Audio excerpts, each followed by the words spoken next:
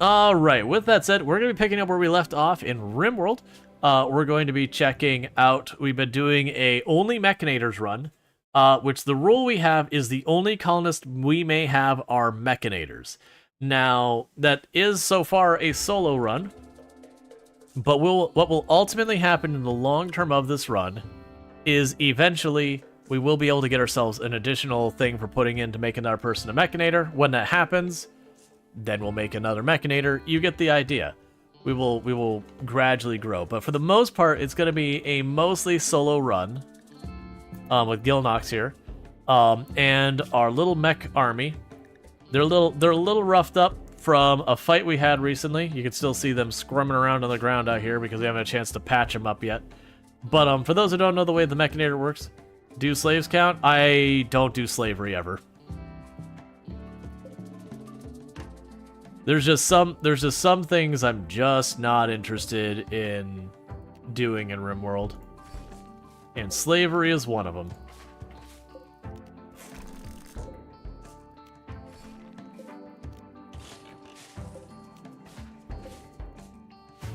Like, I have no judgment for other players and how they play, but there's just some things that personally I like. Even in simulation, I just doesn't interest me. Oh yeah, here's where the other fight happened. Hence people being knocked down there. Alright, you're still mining stuff, so let's get you repaired so we can get you back into action. Because it's both our lifter bots are the ones that are downed right now. But yeah, so this is a high life colony, as that's what people wanted to see when I mentioned we're gonna do Mechanators. They're like, oh yeah, you know, Mechanator high life. I personally find high life to be incredibly annoying, but so far it's been pretty mild.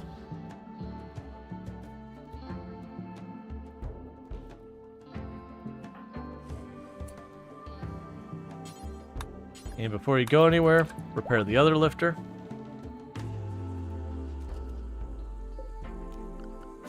Alright.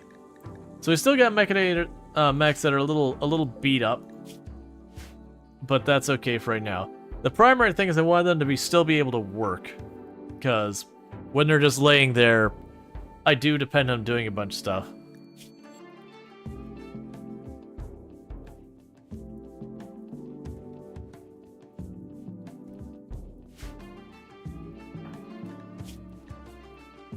Yeah, so observed rotting corpses. Yeah, so don't put the toxic waste out here ever.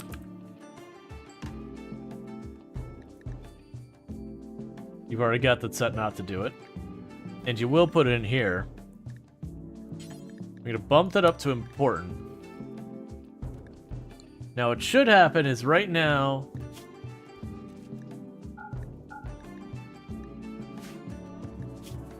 let's see. You can put no strangers, no slaves, or anything like that. So you can put human or the colonist corpses in there. Don't worry about mechanoids and all that. And do not allow rotten. So the idea is this is going to be a freezer here. That we're going to be storing toxic waste in and all that. But we need... Are you putting brick in there? Please stop that.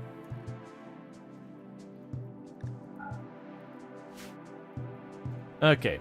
We are working on clearing that out. We just need to get a little bit more iron. That's been kind of our big thing so far, as we've been just out of iron. That's the reason I've got Gilnox out here mining before anything else. Is right now we're completely... Sorry, saying iron. Steel. We're completely out of steel, so I've been trying to get that sorted out. But once we get that last AC on, I can turn those on. This becomes a giant freezer. We'll gradually end up taking all the stone chunks out of there, which would be good. And that'll be our way of keeping our toxic waste from building up too much. And all that, because I do not have a Pollock Strait or anything like that that I can use to manage the pollution. We don't have the incinerator yet. So pollution's gonna become more and more and more of a problem for us. At what point in the tech tree would you suggest starting Mechanator stuff? I mean, honestly, when it comes to the Mechanator stuff, basically, you can't even do it till electricity. But you can do this as early as you'd like. Soon as you hit electricity, there's not really a reason not to do it. Have you seen the clan must survive? It's like RimWorld. Oh, you mean the tribe must survive? No, the clan must survive? The tribe must survive's been out for a little while. You've got the tribe must survive. Yeah, no, that, oh, okay. I take that back. So yeah, so apparently released in 1.0 the other day. Yeah, because we streamed that a little while back when it had its major update, when it released in proper early access. I'm surprised it's already 1.0. I could have sworn we had streamed what was supposed to be 1.0. Either way. Yeah, no, the Tribe Must Survive is amazing. It's a really good game. I wonder how it's doing in Twitch. I hope it's doing really well, because it really genuinely deserves to do extremely well. The Tribe Must Survive has been an absolutely excellent game. Come on, be doing well. It literally has no one streaming it at all. Well, that's a bummer. Bloody animals. You'll send 12 manhunting guinea pigs at me. And honestly, like, this would be the one I'd take the most, and I don't really care about any of them. But yeah, that's kind of a bummer. That's been a genuine problem on... It's like, Twitch is the one I know the best, which is the reason I'm saying on Twitch. But I don't think it's like exclusively a Twitch problem. But we've had a real problem lately when it comes to the platforms that... There's just this issue when it comes to getting your games covered. That, it's like... You kind of only get any life for covering your game for, like, no time at all. That if you don't absolutely make it, then your game becomes effectively dead on a lot of the different content platforms. And it really is a bummer because of just how many amazing games just never get a chance. And the thing that makes it, like, doubly bad is, as content creators, as I mentioned before, when you're playing those games that people really don't know about kind of thing, it hurts your channel so much. So it's kind of a double whammy, in the sense that if your game doesn't, like, take off right from the beginning, it's hard to get off the ground. And then there is kind of that pressure for content creators where we always have to be growing our audiences and all that. It also creates a pressure for us to not play them as well. And it sucks. It's the one thing... It's one thing that, oh, nothing else that helped? So there's plenty of stuff in here, so far as I'm assuming you're talking the reference of this. Like, don't get me wrong, like, getting microelectronics and all that, but the big things you want is, like, here you can start getting your, yeah, the Tribe Must Survive is the one with the darkness and the pawns with glowing eyes. Yes. That is the one. But, yeah, so, like, this is what you need to even be able to do mechs at all. And the microelectronics will get you the more advanced mechs. But the thing is, like, pollution is kind of just something you're stuck with until you get all the way over here to the hardest ones.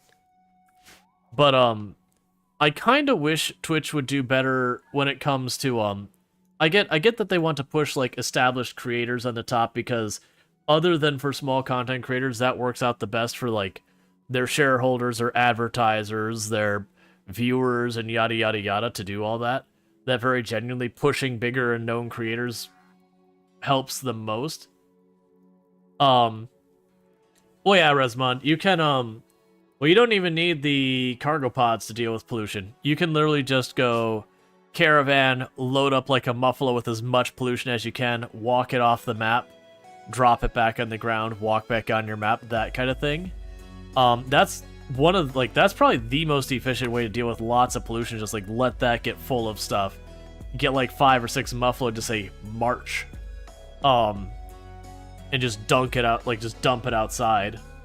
And yeah, eventually you'll get the thing where you have nearby pollution that once in a blue moon you get like the thing that slows plant growth. But honestly, outside of extreme biomes, that kind of is completely irrelevant. Not connected to power. What happened with the... Oh. Yeah, I'd be not connected with power. That checks out. But yeah, so it's one of those things that, when you're doing the... Like, when you're doing the pollution thing, you can caravan pollution and dump it out. You can drop pot it out. And those certainly help. Honestly, early on, literally what I do is I just find a corner and I start dumping. Until I can get a freezer up. And at which point I put a freezer up. Yeah. Thank you Flawed0NE for subscribing for 7 months. Thank you, Flawed One, for the tier 1 sub. You've been subbed to the channel for 7 months, so I really do appreciate that. Continued support. It does mean a whole lot, so thank you so much for that continued support. And I hope you enjoy your advertisement free viewing as well as access to the emotes.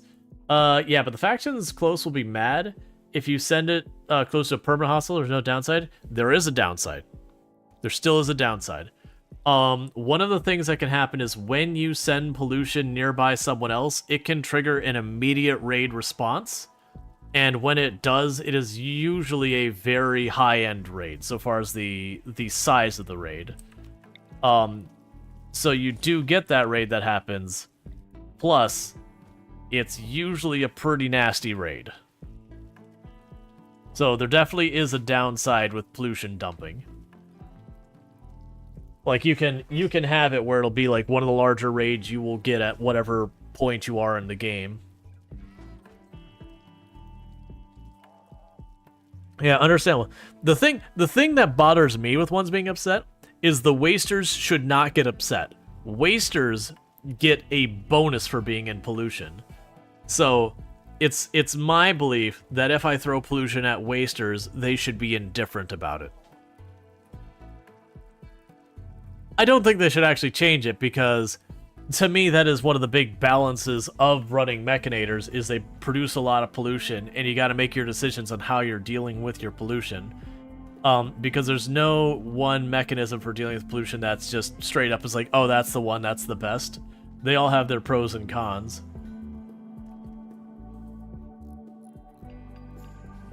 Yeah, I don't think I'd want them to go, because again, talking game balance, not game, like, story logic. Game balance side of things.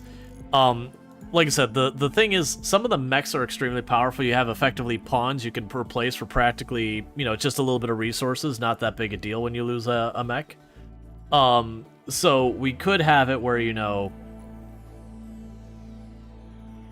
they just, like, don't care about the pollution. But the moment you do that, you take the one of the big balance things, which is you've got this negative byproduct of making mechs and recharging them. That is their balance of how you don't make thousands of the things. I mean, other than the electricity. But, and so the counterplay is you've got this undesirable resource on your map that you've got to manage. And you can manage it by caravanning it or drop potting it out, but it's going to get you into fights. So you're going to have extra things. But, the other hand, you also have it where, what's the drawback of playing a Waster Mechanator? Just that you're playing a Waster, so you're dealing with a, Xenotype that has aggressive in it and everything, so they'll get into more social fights and everything. And that they have a drug requirement to live. Yeah, no, exactly. That's basically, it's because Wasters as a type of pawn have maintenance to it, or make a custom one. Yeah, no, if you go to the point of making a custom Xenotype, then you could just break the game. No judgment for doing that. Well, that. But yeah. And then the other choice for dealing with pollution is you can get the incinerator. It's very laborious to deal with. I can't really do a distress signal with only one pawn. Or you can get the Pollux tree, which will just absorb pollution, but it is extremely slow. So for a Mechanator run, the Pollux tree, like, unless you'd have to get like 8 or 9 or 10 of them before you could really manage to pace your mechs. Let's see, your tribe. So you welcome free meat, but dumping around 8 zones from wasters for 200 days and no response. You said 50 pods and nothing. Oh, weird. Maybe they rebalanced it with Anomaly, because it used to be one of those things that I would sit here and be like, okay, you know, there's the wasters, and be like, okay, pod 1 probably fine, pod 2 probably fine, pod 3, and then like it'd be somewhere around like 3, 4, 5, 6 pods. Usually be like, you know, it'd be like Pollution Revenge or whatever the raid is called, like Pollution Revenge. And where I'd expect, say, most raids are getting like 10 raiders, I'd get a raid of like 15, 16 wasters. And I know you're making the comment of like, you dump at least 5 world tiles away. Yeah, I don't think it matters. If I remember correctly, and this could be incorrect information, that like even if I put it here, where it's really far away from everyone, it'll literally just say, okay, who's closest? Okay, they take a faction penalty. They're the ones who get mad. That like even if I did one of these things like one of these islands out here, they would still get mad. Because it's meant as a balance thing that when you dump pollution, someone gets angry at you. Like, that's just the way it's supposed to work. They get mad, it just doesn't generate a raid? Yeah, no, I mean, maybe that's changed, or maybe I'm misunderstanding, because I do remember trying to dump stuff far away from people and still getting the occasional raid. It wasn't every time. But, then we have to go into the whole thing as like, well, maybe there's mods messing with it, maybe it changed with Anomaly, maybe it got nerfed at one of the many updates. I don't really know. Alright, so we've got the medium gestator. We're going to want a tunneler. Say resurrect medium, do forever. Resurrect heavy, do forever. Resurrect ultra heavy, do forever. We'll put the tunneler down here. We can't quite use that yet because of the stuff going on. I probably can make stuff for my Mechanator to do stuff. We can make the Mechanator command helmet. That'll use a signal thing. We can do the control pack, which is an accessory. And a bandwidth pack. So the helmet wears out more than the others do. And we've already got the air wire made for ourselves. A mech gestation processor? What? An implant that increases the speed in which Mechanator can produce mechs. Oh, I don't care about that.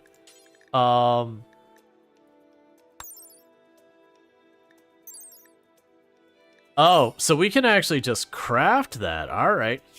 Let's plan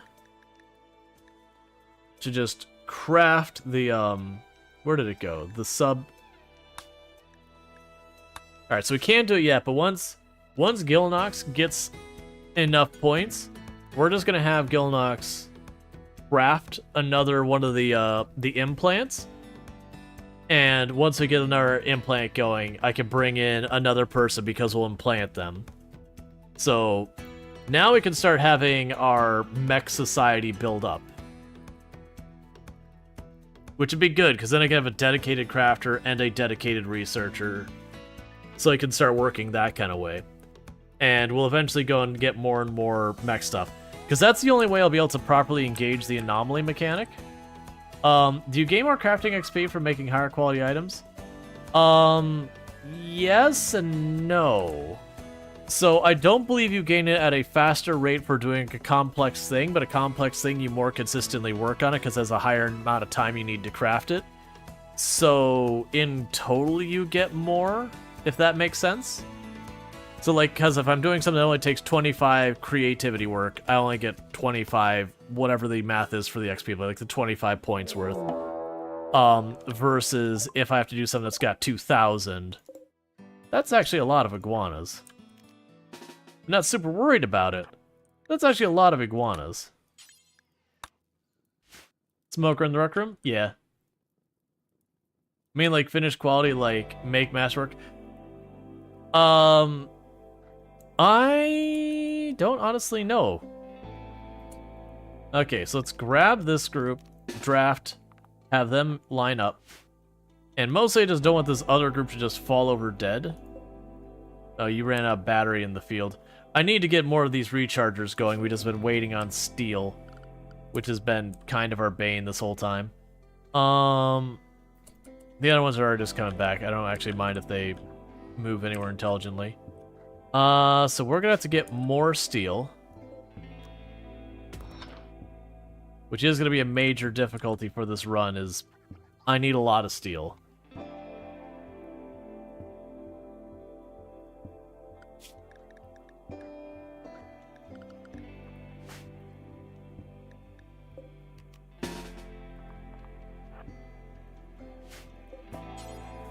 All right.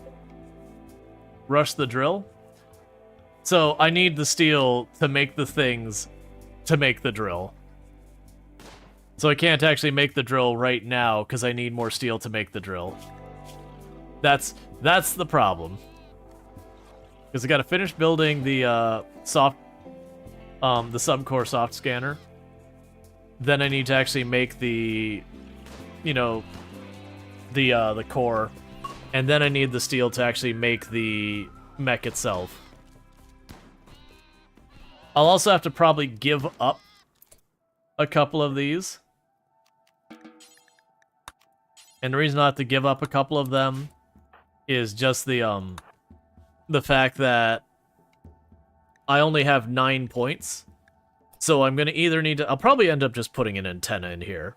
But that will of course cost me more steel. Hence the problem. Yeah, if we go to biotech, we can do the band node. Man, I forgot how bad, like, the band nodes were just one extra point. So you end up needing, like, a giant room of them. Yeah, we can't caravan away.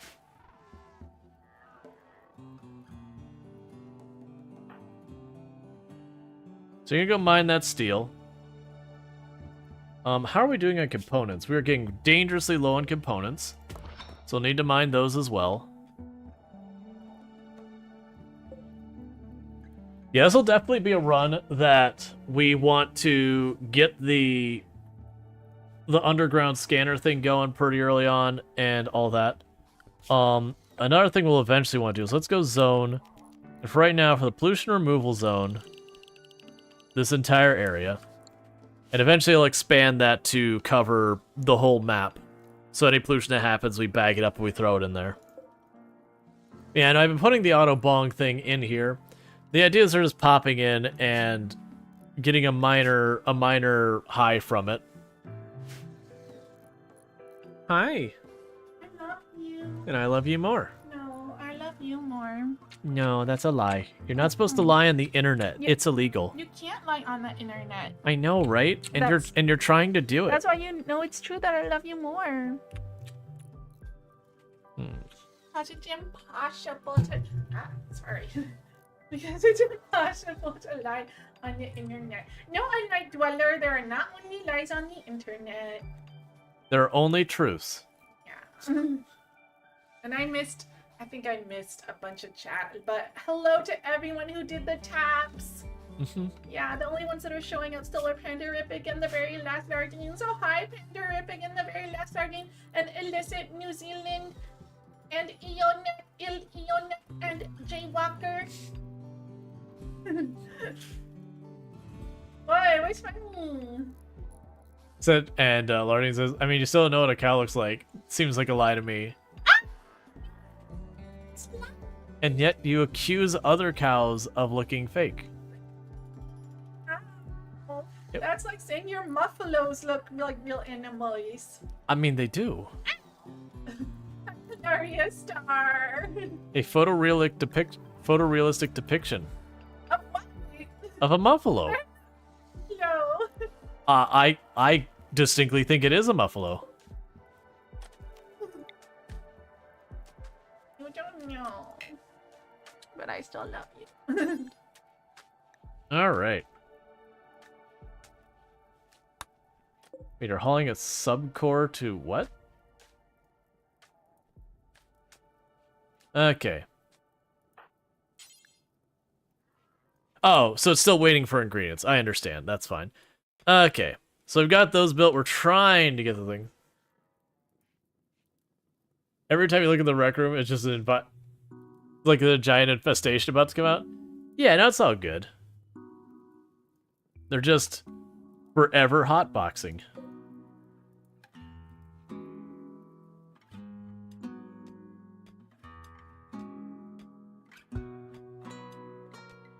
And I'll probably want to mine this at some point, so I'll snag that out. So hopefully we can get this mech built relatively soon.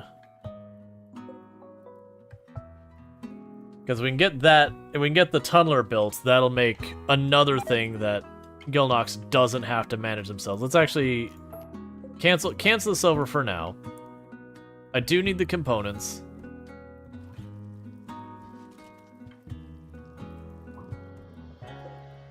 Oh, storage. Meals. But not packaged meals. I'm torn on the raw food. I probably should put raw food. Nah, we'll put the raw food in there for now. What'll eventually happen is I'll probably have shelves I'll put in here for like meals and raw food and that kind of stuff.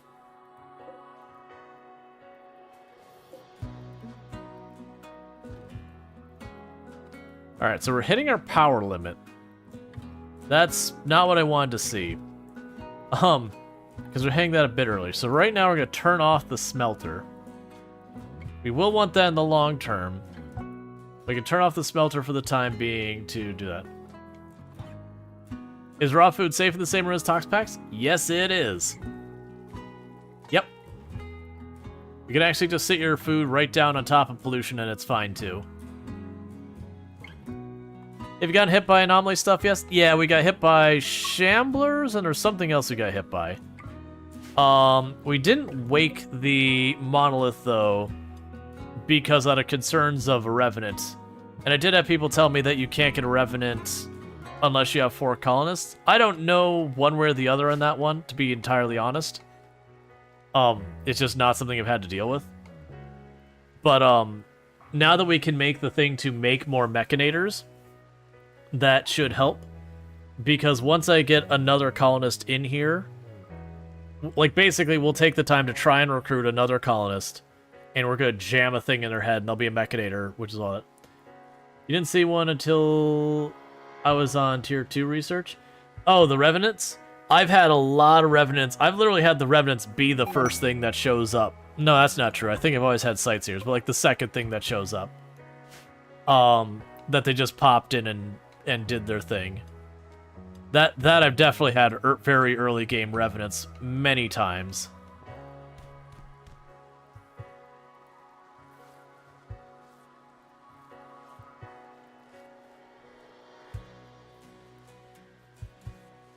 I do wonder, even if we don't activate the anomaly thing there, if you'll still get the, hey, I want to send you a mysterious package quest.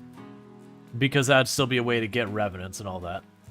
At least those ones you get a chance to try and lock up, or just, like, you can choose if you want to keep the Revenant to do the research or just destroy it immediately and be like, nope, not doing it.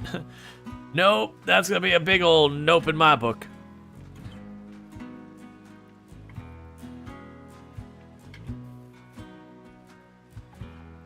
Alright, so the lifters are just doing laps back and forth. So let's go ahead and... I'm trying to avoid the temptation to go here and build a bunch of those. You wonder what also depends on... Oh yeah, it definitely depends on your anomaly settings. Which we can actually change those as we go, if I remember correctly. Storyteller settings. Or maybe not. I thought you could change those mid-run. It doesn't matter. We didn't change them much, but like you have where when it's not activated, you have like minor and major anomaly threats. And it's the major anomaly threats that are ones you can adjust the most. I actually don't know where it puts the Revenant in as being a minor or major. I could see justification for it being either way, because early game a Revenant is extremely dangerous. Once you get established, a Revenant becomes a joke. Then you can just knock him down and be done with him and no problem.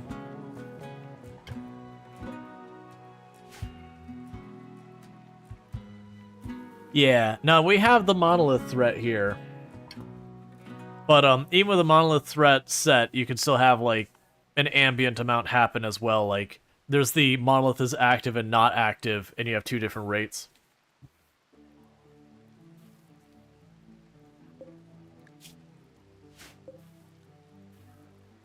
Waiting for Occupant. Alright. Time to enter the subcore scanner. I want to say the higher level mechs are far more not great for the people who get in them. Like these ones, I want to say they just kind of give your character like pain or something as a response. Yeah, scanning sickness. So it massively penalizes the character for now.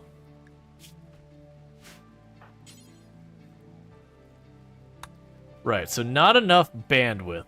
So my choices are, I can either get rid of 2 mechs, or I could do stuff to increase my bandwidth. And the issue I have with that, for increasing my bandwidth, is I can make, like, the backpack. Oh, sorry, I can't actually make that pack. I can make the smaller pack here. Oh, I can make that without using a signal thing. Thank you for the follow. Welcome to the stream. Yeah, so I can make that when I have crafting 4. So once I get that, we can go here. Yeah, and we'll have the inventory space. Oh, your Airwave headset's gonna wear out. We're gonna have to put that on as well. Please tell me it doesn't require a control thing. Alright. So we are gonna need to get a lot of those, and it's stealing components. Yeah, and then that one's signal. So we're gonna need to keep beelining towards fabrication, which I kind of figured was going to be the case anyways. That's one of the reasons I immediately got the multi-analyzer. Alright, so we have... A person has crashed. They're a chemical interest night owl who is good at cooking, plants, crafting, and melee, and incapable of social. I'm willing to potentially recruit this person to make them our second pawn. They are transhumanist. We will have to figure out some way of fixing that. You're moving... Oh, right, you're not stoned. You're scanning sickness. That's gonna be the real danger, is scanning sickness and then get stoned while having scanning sickness. That's gonna knock people out.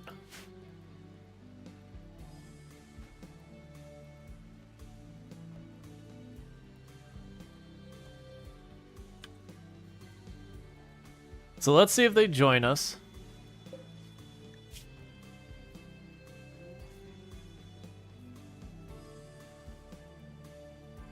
If they do join us, then we're gonna make them into a Mechanator. As soon as we just need to basically get someone to work on getting the control link. Bounce that back up.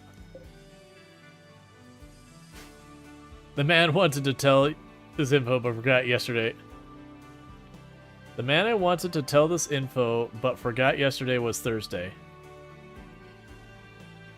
You wanted to tell this info. What info? Well, how's it going? Got rare thrombos. Yeah, I didn't figure anyone's gonna be anywhere close to being able to tame a thrombo. That's fine. We're not gonna go out of way to like try and get the thrombo horns. Also, we're not gonna have any of our disease infection. Thanks. I hate it.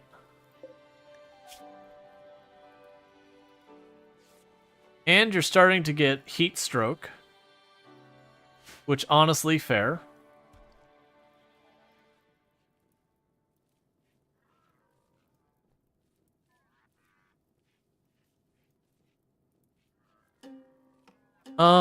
Where do I want to even set this up? Last night you broke a generational change. You graduated high school last night, being the first graduate on your mother's side of the past few generations. Nice. Congrats.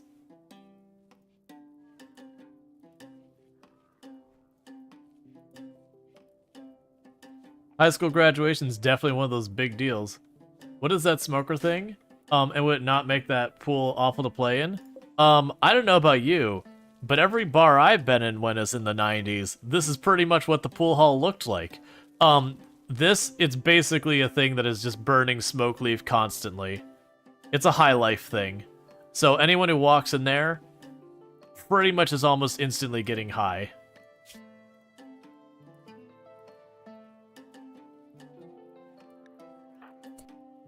Please tend to them before they die.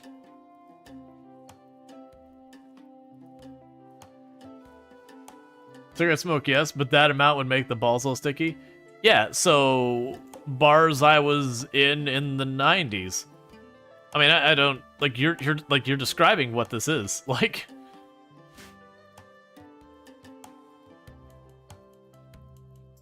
oh yeah, no, half like the pool halls and all that I went into, it's like you walked in and it's just like everything reeked of cigarettes, like it just, you know, permeated the air. Sweet, so they've joined. Before I name them after someone, let's see if they actually survive this infection. Because if they don't survive the infection, I don't want someone to get their name drawn and then instantly die. So we are gonna bump them up to using one of our Glitter World medicines. In the meantime,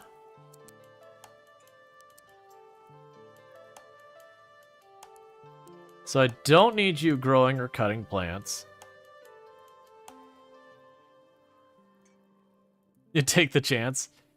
And with that, honestly, I can make you the crafter and you the researcher.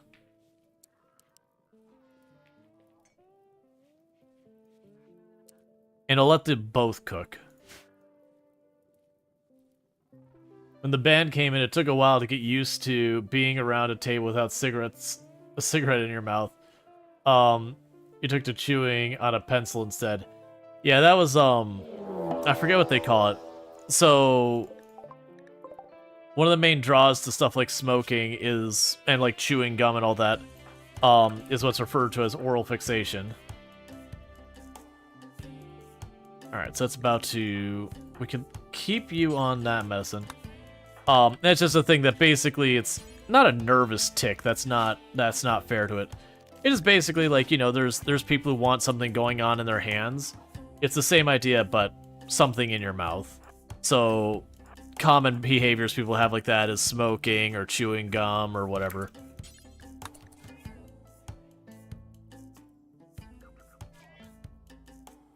Would you not bully the agricultural droid?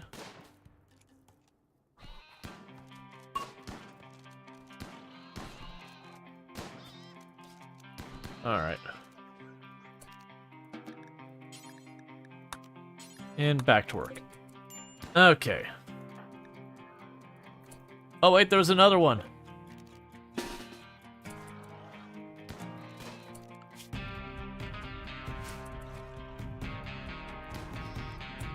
Okay.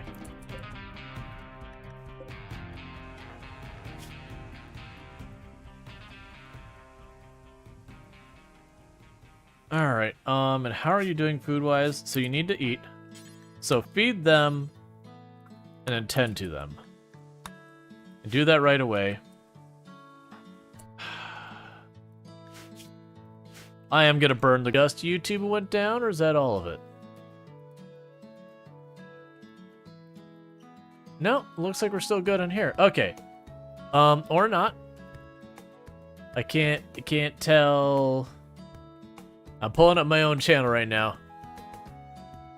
So I think, oh, or Spinny.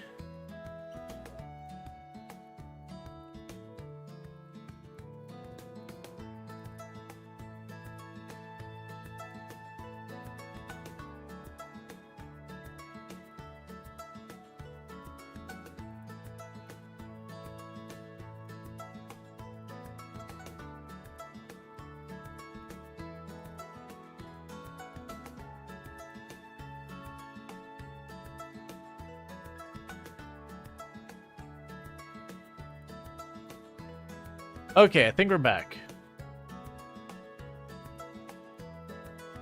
Cool. Like, I think it was on my end because I did have Pee-pee YouTube. time isn't always poo-poo time, but poo-poo time is always pee-pee time. Closing parenthesis. Cool. But yeah, no, it was the thing. Like, I watched. It was definitely on my end because I watched like YouTube chat dropped, and a second like YouTube started buffing, and a second later it's like, okay, I get it. Like, there's an internet hiccup. The weird thing was I was able to go to like Twitch's website, pull up my own stream, and then see it buffering while I was supposedly down. Because apparently I could watch my stream not work using my internet while the internet is down or something, question mark? Alright, so you're still tending. Medical emergency. Nope, go back to bed. No. Stop it. Bed.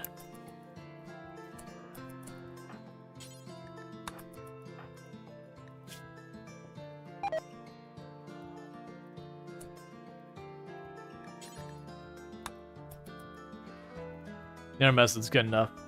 Even if we get a bad tend, you're gonna live. We just need to make sure you're tended. Yeah, and that's a 100%. So we saved ourselves a glitter. Okay.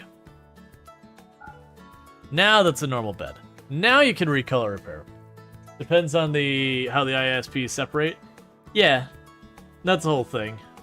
But I mean, even with the down and upstream and all that kind of stuff, you have to deal with the fact that you still send an upload signal to the, like, because you do a HTTP request and say, hey, would you give me this? Now granted, like, protocol 80 being on one thing and then protocol whatever being on a different thing, that's certainly a thing. Could you not smoke? Like, you're doubling up, man. You're in a room that is literally pumping smoke leaf into the room with you, and you're smoking a smoke leaf in the smoke leaf smoke. I'm not going to tell you how to live your life, but I feel like you're perhaps imbibing a little too heavily there. The emu is so incredibly dead. Alright, so with that, this character is going to live, so let's go ahead and do the drawing of a name. The queue is not empty, that is a lie. Come on, you can do it. I need to figure out what causes this. Like, and for the record, it'll... There. So you see, like, no one else entered. I need to just figure out what happens with that. It, like, has an issue detecting it from time to time. Alright, rhetorical answer. Welcome to the colony. We're gonna go jam a thing in your head here in a couple minutes once we get it made. Man, if something happens, like it gets problems reading the file or whatever. Yeah, so my thoughts are either, one, it's adding like a new line to the end of the text file, and then just drawing that empty line. I could see that doing it. Or it's having a problem accessing the text file for some reason or another. I haven't gone into, to figure it out. Yep, now everyone join the queue after we've recruited the person already. So, good luck, I guess. Do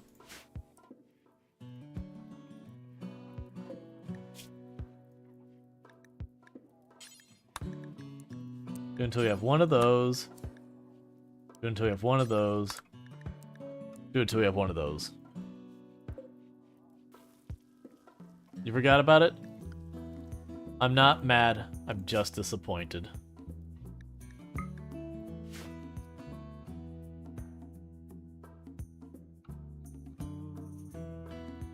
And 135 stream streak for Luxray, catching the last 135 streams without missing a single one. So that means a lot. Yeah, no, I don't actually have the join command set up where you can customize the name. I don't have a reason, like, not even specifically not setting that up. It's just, it's not a thing I've taken the time to set up. I have been getting spoiled by some of these other games that literally you just, you know, you just play the game. It's like, oh, these random citizens are named after your viewers or whatever. Like that kind of thing, or they have to, like, opt in. I really wish more games did that kind of thing. Just so I didn't have to, like, wire up the bot, remember to do these different things and all that. It would just happen.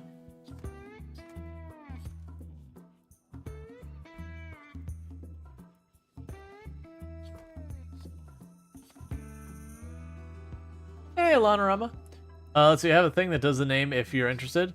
Yeah, you're talking about setting up oh, what is it? It's one of the bots. It's or not bots, the integration things. Yeah. Yep, the bot from FG's mod. FG has a mod for RimWorld? I was not aware of that. Man, that's cool. I'd appreciate that. Yep, the bot from FG's mod. Oh, you mean the naming thing? Yeah, no, I could definitely FG's moderator. Gotcha. Yeah, I probably should set that up.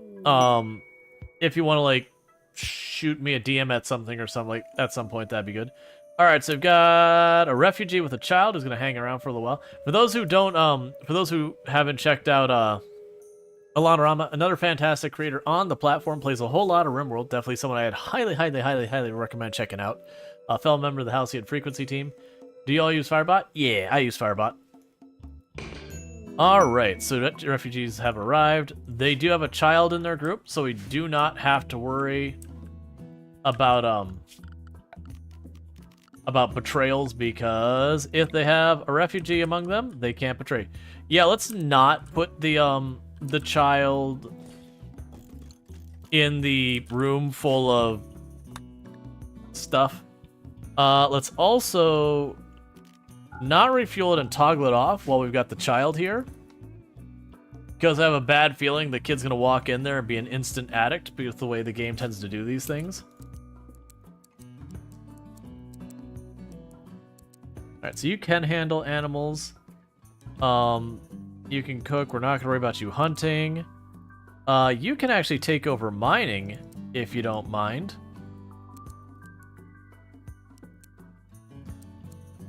Alright. Man, a Firebot's excellent. I think for me, one of the biggest benefits of Firebot is because it is running on my computer. I don't have to worry about when some like website updates itself or decides to shut down and suddenly all my bot stuff is broken. I'm guessing you're stoned. Of the you two, is either you really good social? No. Honestly, the kid has the best social, and it's 1.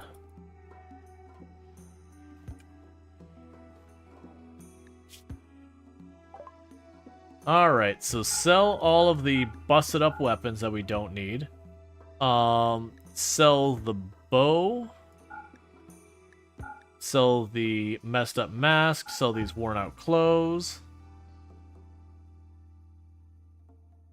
And I guess that's it, because you don't really have much I can afford or want, so have a nice day.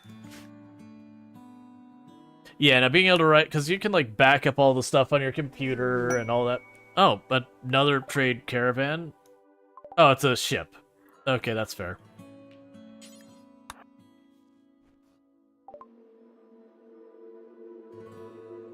Alright. So you can have random scraps of leather. You can take the smoke leaf, we'll be making plenty of it.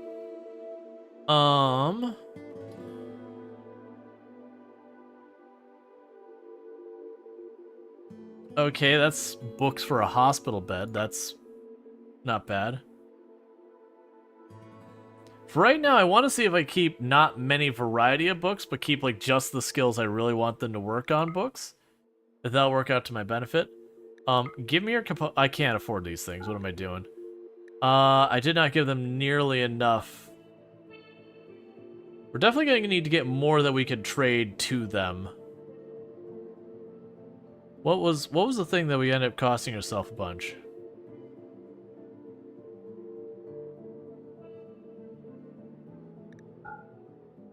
It was the medicine. That's fine. Yeah, it's because I have such terrible social.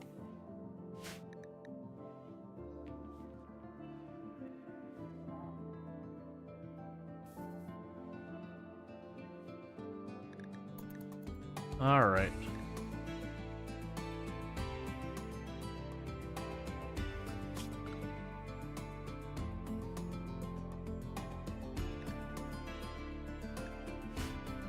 Yeah, so with that, we should actually be consistently getting some research done.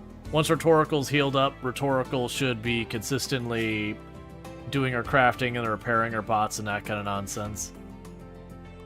The other two, would I keep either of the other two? Chemical interest?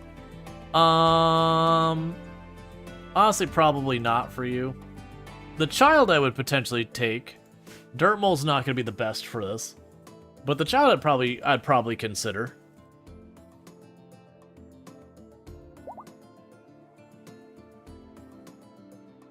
The big... What is with all the mad animals? It does feel like every couple of seconds I get like another mad animal that gets murdered in seconds. But still.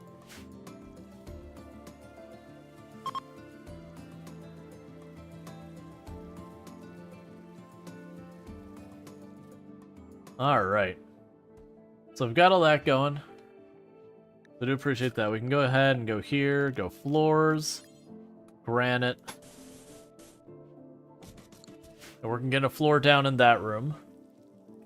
And before people's like, wait a second, why are you using granite for your floors and not your walls? Mostly because I started building slate walls first because it's what I had bricks for. And I don't want to tear down my walls and switch them. And I don't really care. I'll probably use the granite if I do make like a kill box or defensive choke point or whatever.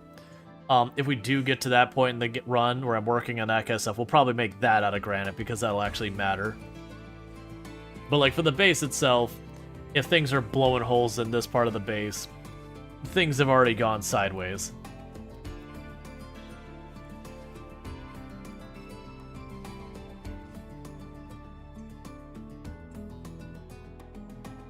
We're definitely going to need more air conditioners.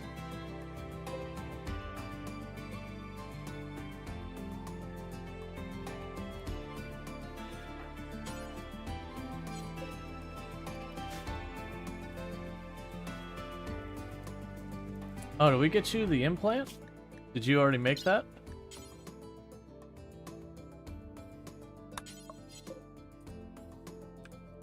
Let's check.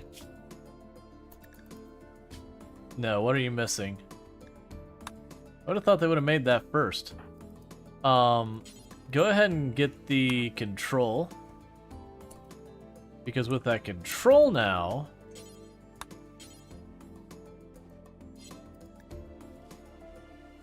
Oh, wait, is that the one that just gives me more groups? I grabbed the wrong one.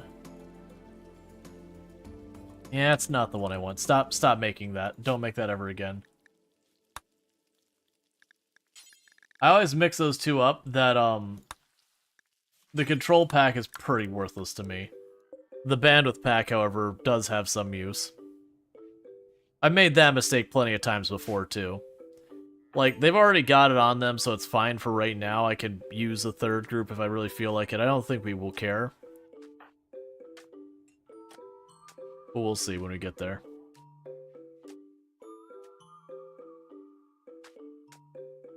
Because it wouldn't be so bad if those antenna things didn't give us just one bandwidth.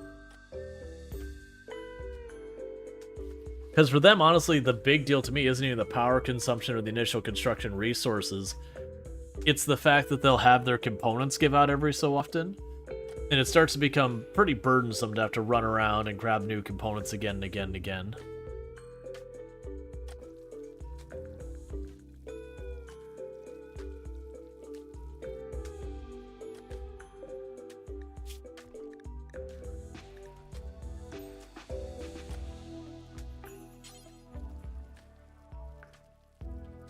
Oh, it wants 2 signal chips? Oh, that's for the bandwidth backpack. So why aren't you making that? So you need 4 components and 1 signal thing. Ah, components. Fair enough. We do have components we can mine up here. Hey, Howell, change of plans, buddy. Get up here. I need you to mine out some components up there for me real fast.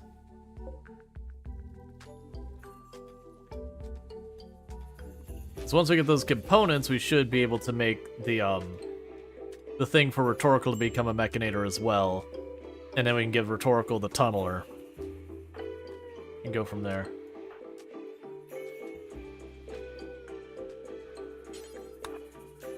mine some more. Deep drilling, so we'll do the ground penetrating drill. And then the idea with that is then I'll be able to sit there and just start scanning all the time for steel and all that as we get an extra person to research.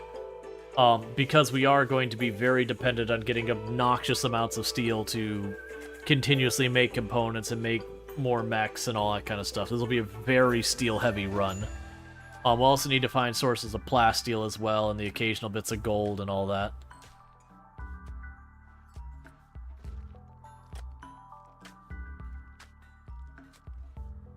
Okay.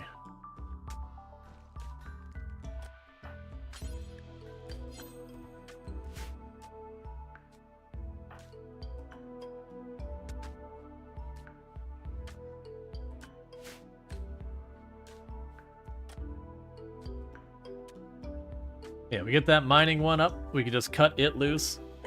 Once it's on the loose, we can worry about the next ones. I haven't decided yet in the process going on here. A heat wave for Zelios. You are willing to give me a book for Double Strand and a book for Intellectual or Tornado Generator. I honestly don't care about those because, like, the book for Intellectual, sure, for your people who aren't actually doing research, it's a way to like trickle get them that, which is fine. But I actually don't think it's that big a deal.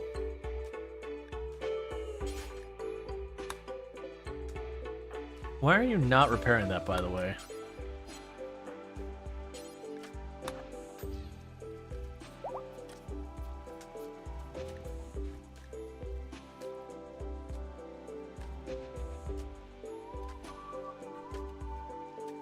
Okay.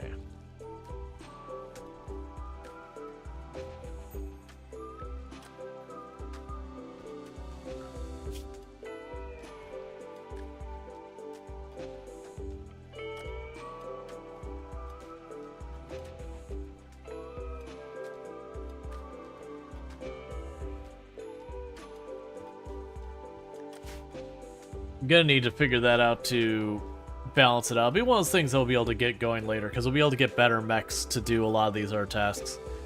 The big thing is I want someone to be dedicated to the research. Right now, I'm just trying to get enough components to get the implant made. But you're farming? Oh, I guess I have like a 4 for priority. So technically you do it, just on very low priority.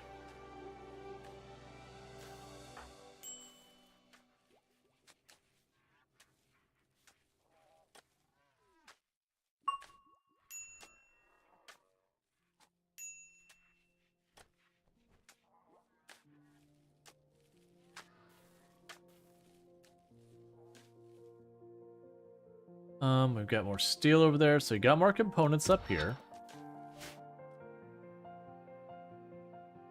We just gotta keep the mining going till we got enough, because we got enough steel. Actually, what don't I have enough of? What are you missing? What are you missing for this?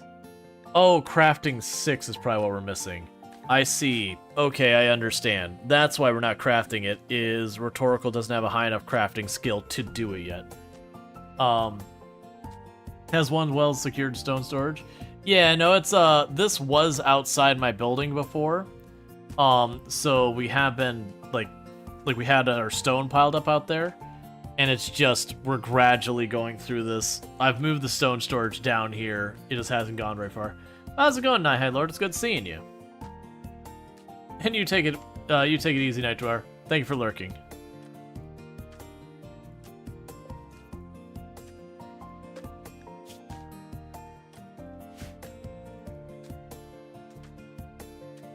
Okay.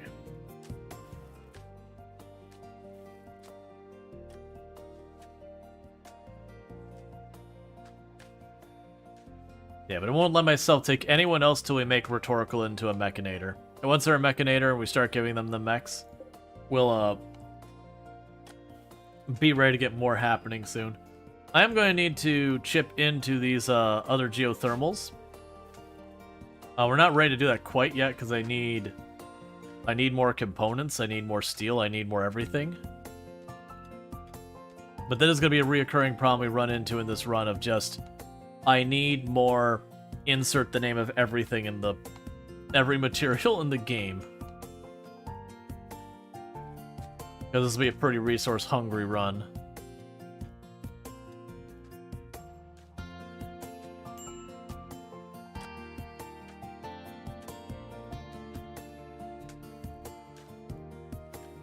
Okay. But we'll also need to go and get a bunch of stored. Yeah, like we're dealing with heat stroke on the map because we are in a desert map and I haven't properly set up like air conditioners for the buildings. It's probably worth doing, like going down here and making like a little air conditioner, like an internal air conditioner spot in this room, letting this cool off, going to some like the bedrooms and like probably, you know, sneak a little internal air conditioner over here. When I'm talking about air internal, I'm talking about this setup here, where here's where I want to cool. I've got a tiny little spot I've removed the roof from that's boxed in, so that it's effectively a vent. So we cool this area off, we vent the heat up, and then it can't be, it's not vulnerable to being attacked in drop pods from, like they have to fight their way into the base to do it, versus just being, like if I put the air conditioner right here, they just walk beside the building and smash it.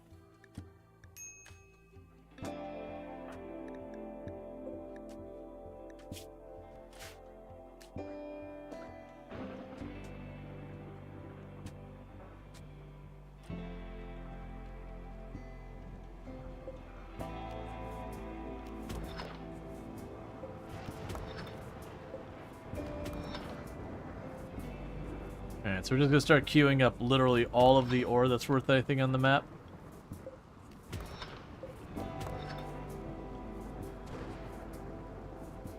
Because we're at that point where I'm kind of just waiting on the crafting skill to go up a little bit. And there isn't a great way to speed that up, so we just gotta queue it up and hope. They might even make the tunneler way less necessary if we start getting through that pretty quick. Alright, so we got a transporter coming in. They're gonna be attacked. I'll take the Goodwill. Take a sip. What's the worst that could happen?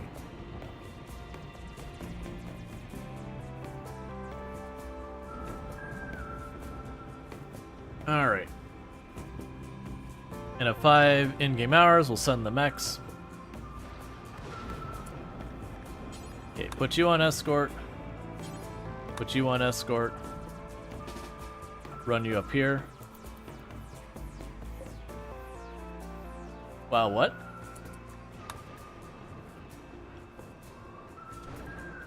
Missed some bottom left? Oh. That'd be the same pocket.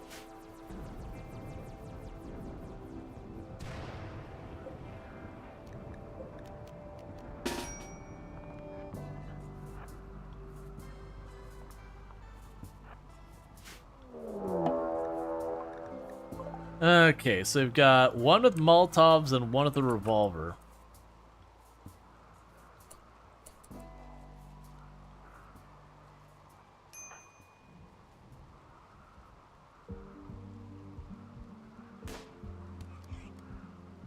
The solid tag and the one with the Molotovs.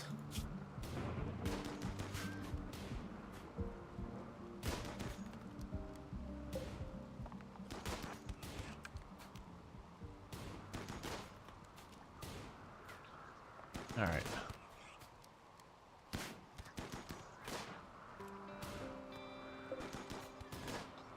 You're smart enough to move one tile farther just to put him out of range. Alright, and go back to work. Drafted and drafted.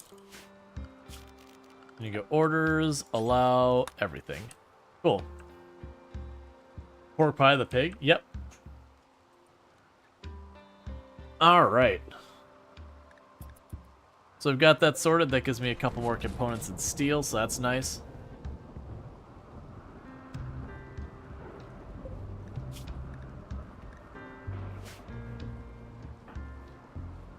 Definitely gonna have to manage to get more stuff that needs to be made. Alright, so I got the ground penetrating scanner. We don't have any use for the moisture pump. The shield belts I could see using later on.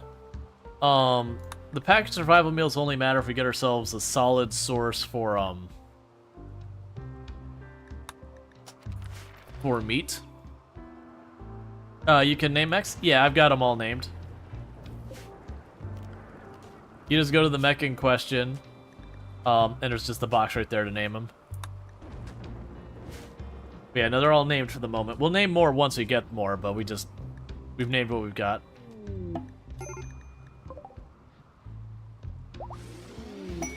Cool. Oh, hey, let's go ahead and grab that revolver. Yep, you are, I believe, a lifter? Yeah, you're a lifter mech. And honestly, in a lot of ways, it's good to be one of the mechs over other things. Because resurrecting a mech is really easy and really inexpensive. It's only a concern if the mech's body is destroyed. Is it actually gone? So, like, if a spot gets pummeled with, like, 4 or 5 grenades, the mech's body might be destroyed, and then, you know, the mech's properly gone. Otherwise, it just dies, you drag it back home, you put it in the thing, it takes, like, a day or 2 to resurrect, and then you're good to go. Oh, and put you on dormant recharge.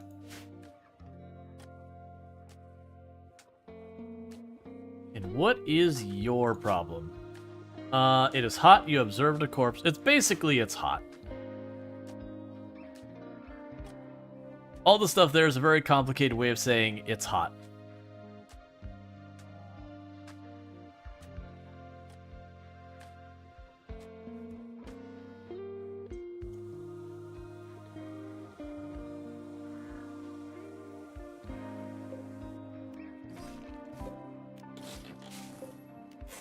And we're almost done replacing all the wood walls.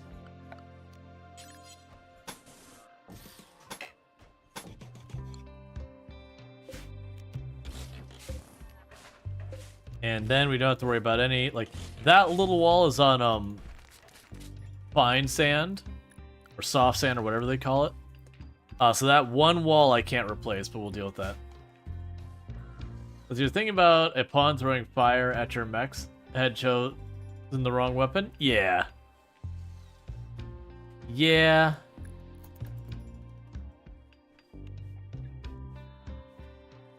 You do run into that.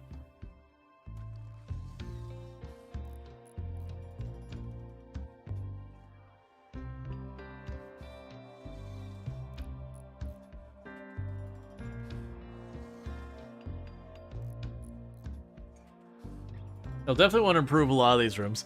I didn't really design this base with, like, being able to have a lot of bedrooms in mind. We kind of just shoveled stuff on here and went, oh, right, I need another thing, So right now, this is kind of all one way in, one way out, which is totally fine. But now I need to add more rooms. I'm not going to worry about trying to preserve this grow area that much, because it's kind of a crappy one versus this one up here. I think in the long run, we'll probably end up trying to move hydroponics inside the building, just for the sake of there's not much growable space in the desert, and we could do stuff to, like, manage problems inside here or whatever. So I could see this being, like, a little pocket of, like, outdoor space.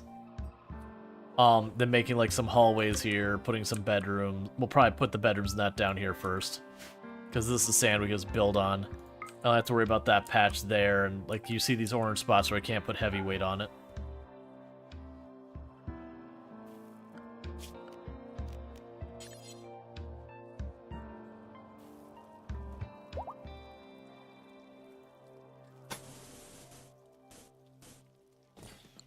Yes, right now...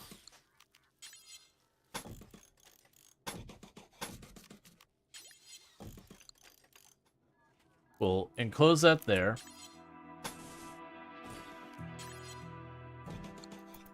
And that'll be an outdoor space, so zones. Do not build a roof here. The reason I want to make that an outdoor space is so we have like the telescope and all that. I could potentially put like a fire if we ever get like the balloon sky lamp or whatever event. We could do that. But I'm gonna want to go down here and make ourselves a place down in this area that we can make some more bedrooms and all that, because I've only got room for the 2.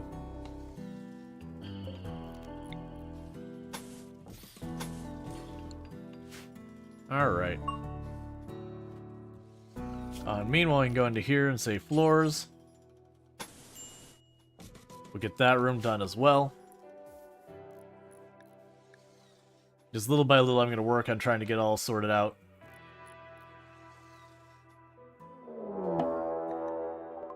Okay, we're being attacked immediately from the right, where we got a person with a revolver. They are a decent shot with no penalties. We've got a boar over there.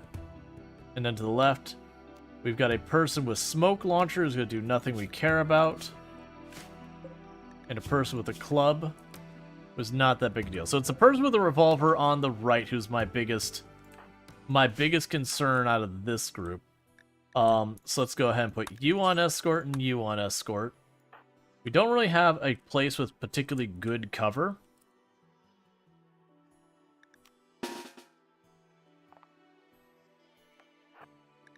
So you can run them up here. You go and duck on this side and duck on that side. You be ready to jump in wherever you're needed. Oh, you have two boars with you. That's still okay. Meanwhile, we can go ahead and grab the mechs. We will draft you for one group and grab the other mechs. It'll draft you for the melee group.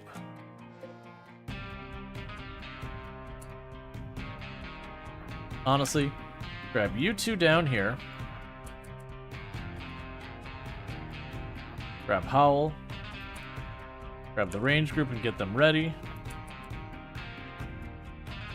And grab the melee group and get them ready. I'm pretty sure range-wise, yeah, they have to be on this side of the defense. They won't be able to engage from that far away.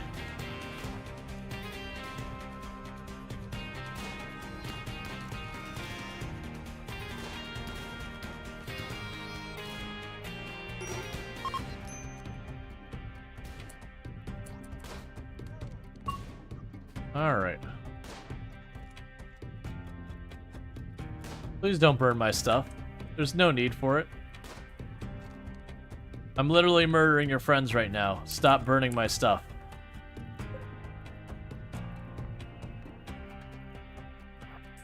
Alright, so grab you.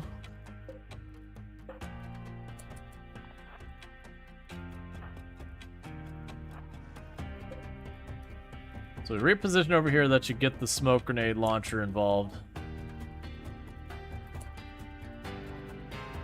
And for the record, the smoke grenade launcher can actually hurt me. It just does very low damage if you take a direct hit from it.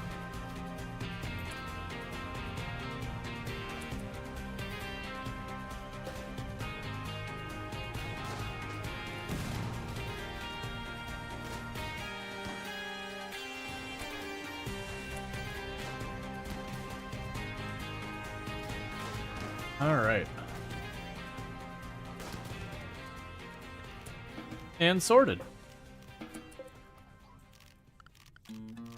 Alright. So we really didn't take any meaningful damage. They are burning our crops, but I have like 2,600 in there anyways. There you go, die. That's fine. Looks like smoke leaf isn't the only thing in burn the colony. Yeah, no, that's actually one of the reasons I've found in colonies lately.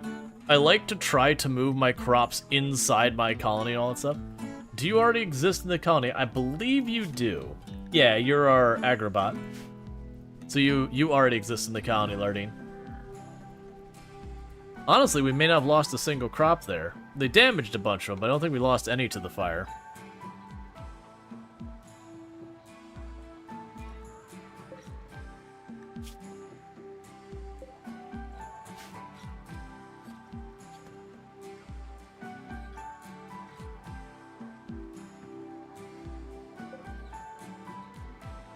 Alright, just to check.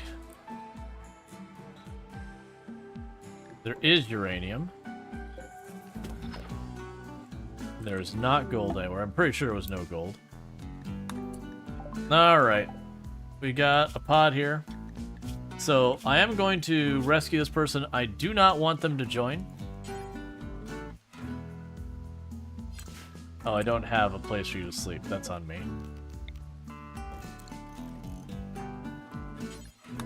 I do not want this person to join my colony.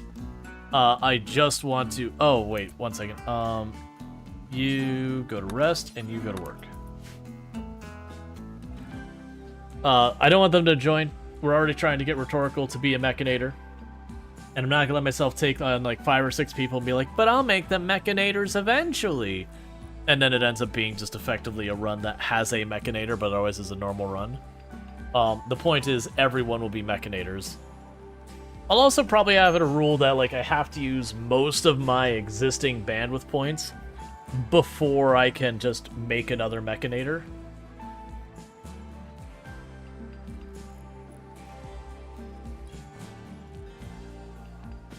Just to avoid making it so there's, like, a new colonist tax I have to pay of just jamming this implant in their head.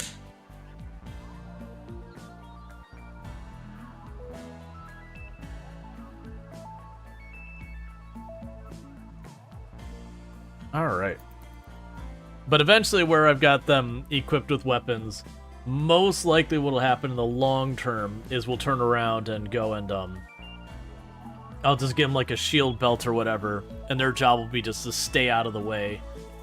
So they'll stay just close enough to be participating in the fight, but give them everything we can to make it so that no one pulls a sly shot and takes out the leader, and then suddenly all the mechs are no longer able to, you know, help in the fight.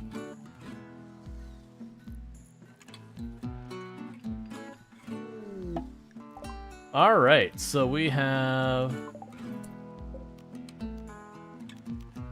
so ideology... I either need...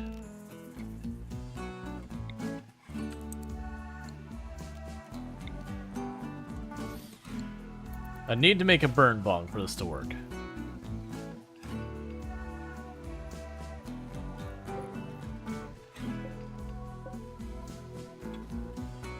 Guitar strumming intensifies. Yeah, no, it's good times.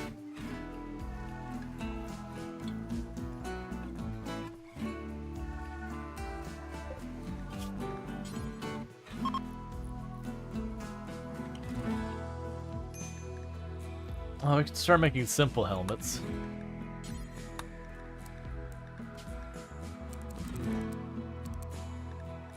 Okay. And shred mechs forever.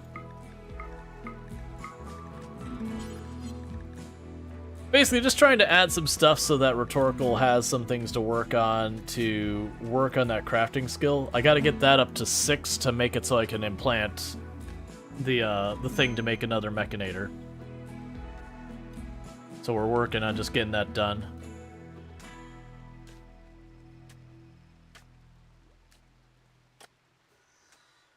But so far, they've been just cutting bricks for the most part. I don't remember if cutting bricks even helps with crafting. Yeah, it doesn't. Which is always the one that bothered me. If it qualifies as a crafting skill, it should at least give some XP. I'm down for it giving, like, a really low amount of XP at a really terrible rate. That I can get on board with. But it really does feel like taking the time to cut up a brick, you know, from being this chunky round stone to, like, actually chipping the edges down. I mean, that should count. And I guess they're just worried about someone being like, oh, just have the character cut brick forever and anyone can become a master crafter. I'm down for it being, like, a really terrible rate. But it kind of incentivizes you to not work on those at all. Okay, so Joyce is getting out of here, which is perfect. I didn't want them to stay.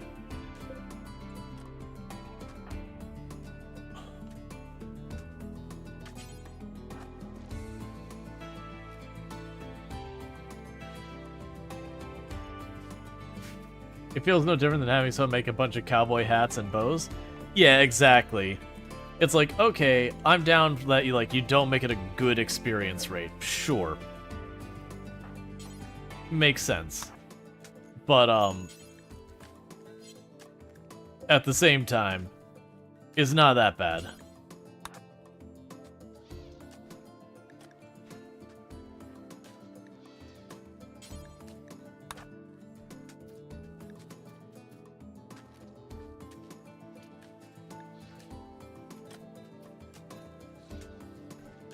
Alright, get them all repaired.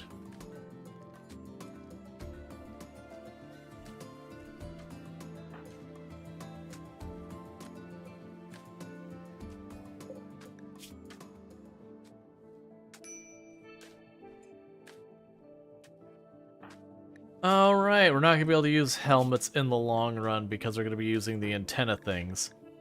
Well, so we'll just go ahead and get rid of the bills for the helmets. That's probably the big thing right now is I'm going to need to, come up with more stuff for them to do clothing-wise. We can add the kids' pants as the thing to make, so if we do ever get a kid in the colony. We'll say kid's shirt.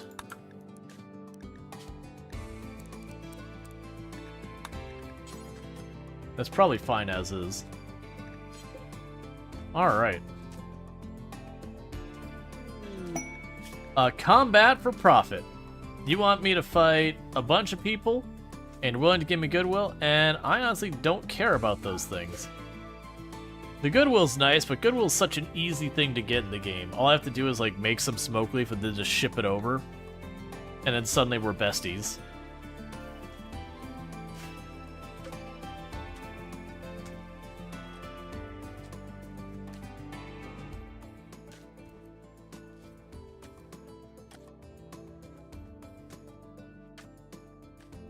Alright, so we are going to slowly expand our base and all that.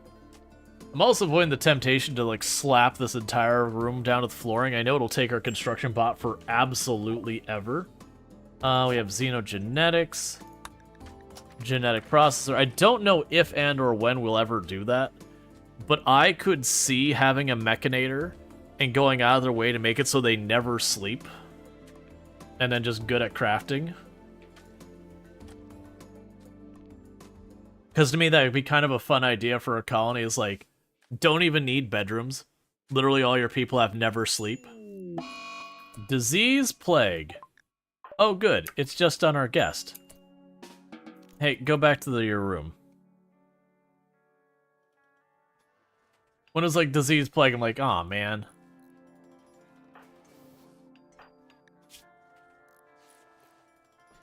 If I could have you be successful here, that'd be pretty nice.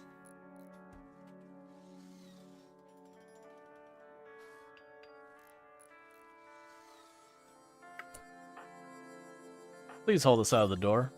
What do you mean there's no place configured for you? There we go. Now, please hold it out of the door before they die from heat stroke.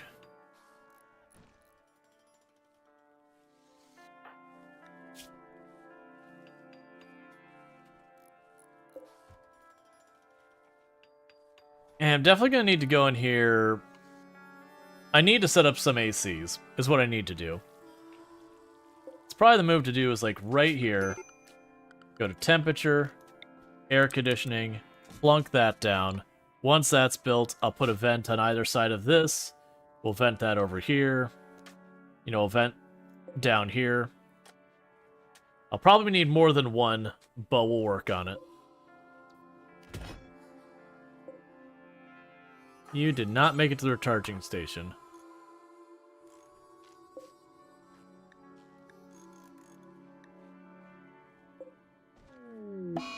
You are in a daze due to serious pain. Well, look, buddy. I mean, you're really winning on that, so that's probably okay.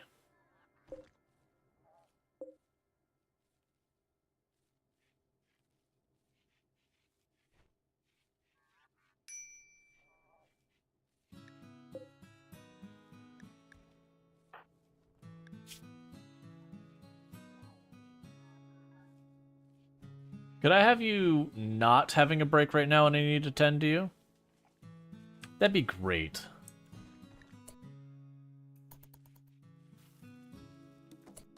Alright.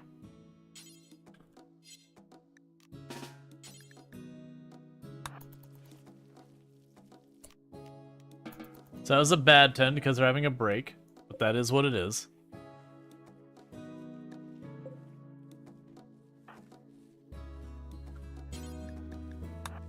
And we'll repair you.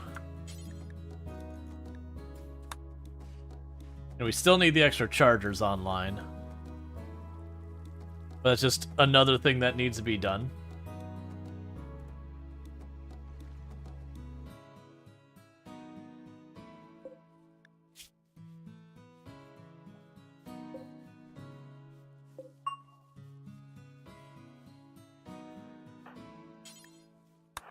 Okay, so put you on the charger. Cool.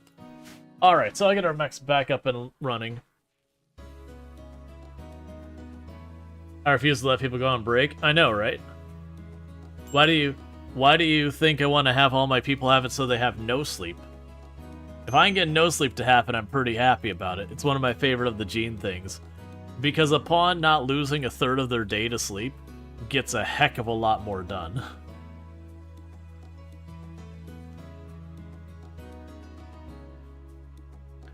It's the RimWorld work-life balance. You work. There's no time for other life. You just work.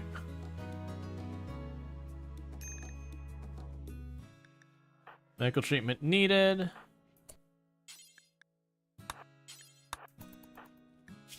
Treat them real fast. I should have tended to you. Oh, actually, it's still... Nope, it canceled it.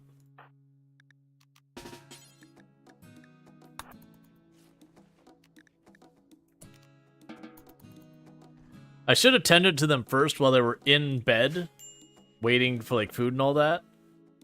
Because I did the other order, the moment I fed them, they got back up and went back to their mental break.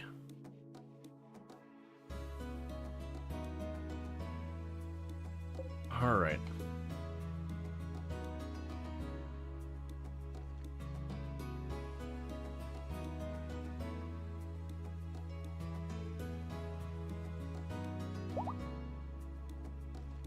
Okay, so Joyce is getting out of here. That's good news.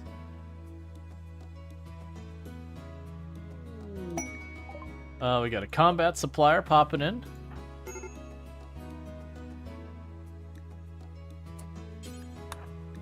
And why are you on extreme break risk? Intense pain and insulted. Thanks. That's helping. Alright, so we've got you out of here. You can take the wake up. I won't be using that. You can take the... Well, actually, the smoke grenade launcher can be useful against the mech clusters. I do want to get rid of the poor quality steel helmet because I didn't think that through. A charge rifle would be nice and all that. I can't make that happen. The sniper rifle would be nice. Can't really make that happen, I don't think, without giving up stuff I don't want to. Honestly, this is going to be one of those ones where we just kind of grab a bunch of medicine and be out of money. That's fine. That'll change over time because I'll end up having people like producing lots of smoke leaf or whatever just to support the colony or whatever. And when that happens, that gives me a commodity to sell. Since we did choose high life, that is just the nature of it. Gotta always keep the supply on hand.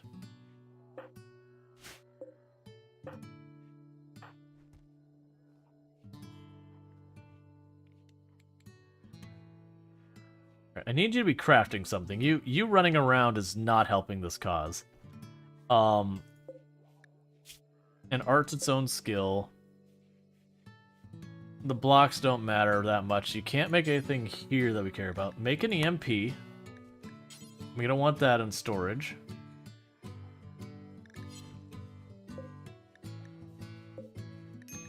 You've already made all the clothes.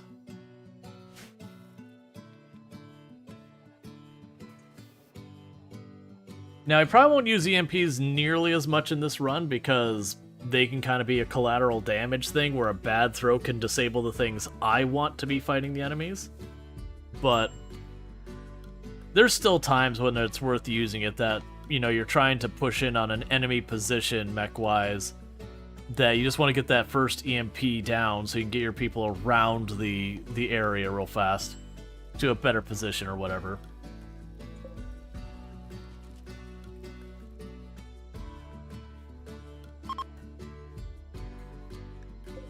Yeah, they're leaving because the temperatures are dangerous here.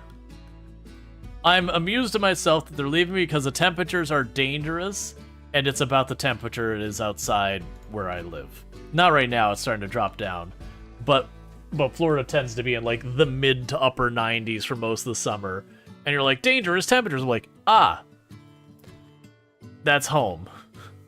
I also think they're unreasonable temperatures as well here, but you get the idea.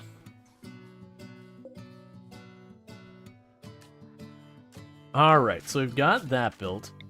Let's put a vent here, and a vent here. And I'll plan to put a vent here as well. Join offer with the child. So, my issue here is I don't think we're going to be allowed to accept the child right now. And the reason is I do not have the ability to make the implants, and I've already got someone scheduled. I'm going to turn it down, though I would normally welcome that person, just because I am trying to make it Mechanators only, and Rhetorical is here just because I'm literally going to be making the implant here as soon as able, and so I'm going to turn it down. We don't want Howl. I would otherwise have taken this character. I mean, actually, children in this colony is going to be rough because I'm going to have the auto bong thing going in there a lot of times because we're high life. Which means we're going to run into problems if we have children hanging around because they're going to be constantly having drug issues. So we definitely don't want to go with that, with our ideology. Yes, that requires lectern and Neo pillows and all that. We won't worry about that one. I have to try and work on the stuff. I can't give you the title, can I? No, I can only give you the leader tile. I can't give you, like, the moral guide or whatever. That's, one of the things you can run to a risk with these ones is if you have people come by that have, like, Prolicizer or, just you have, like, a bad mood break or whatever, it's really easy to run yourself into a situation where you lose your main ideology when you have just one person with it. Okay, so I've made the EMP grenades.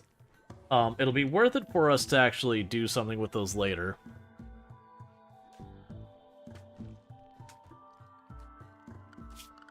Alright, so I think one thing we'll probably do in the long run...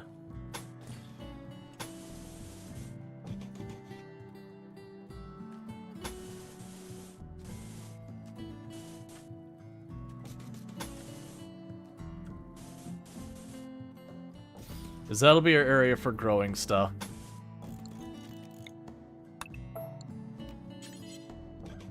One of the doors there.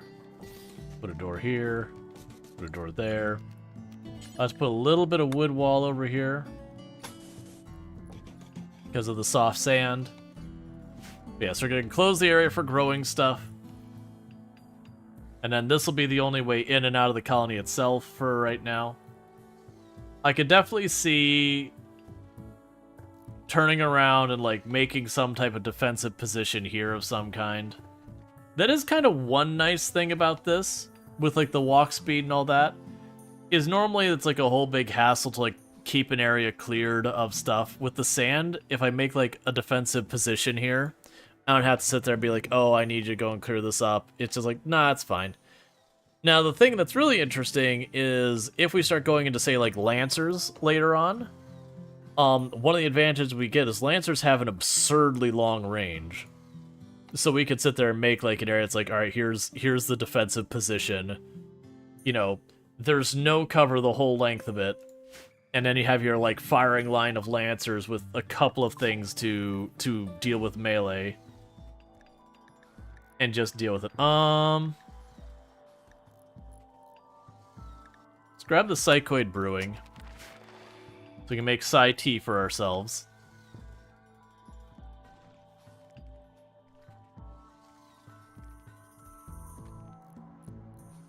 Alright, how much longer do we have the refugees here? 5 days.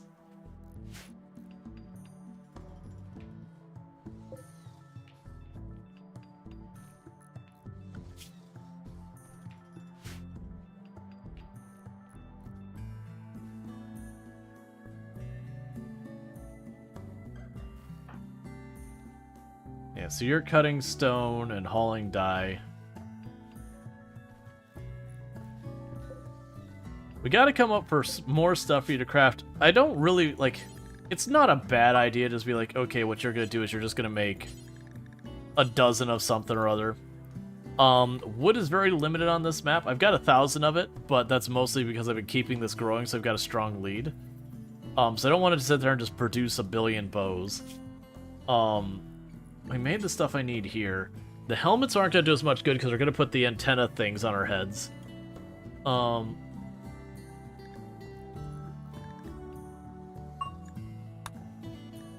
What I need to do is find something worth us making.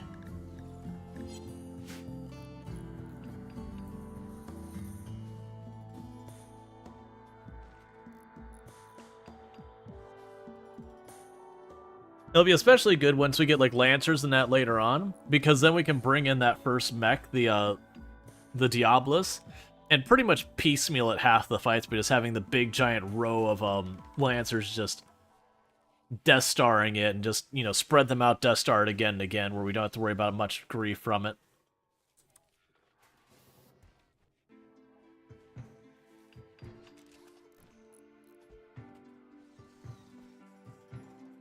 Okay.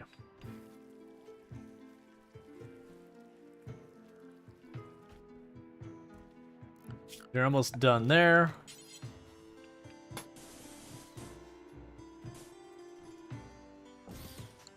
Get the next floor built.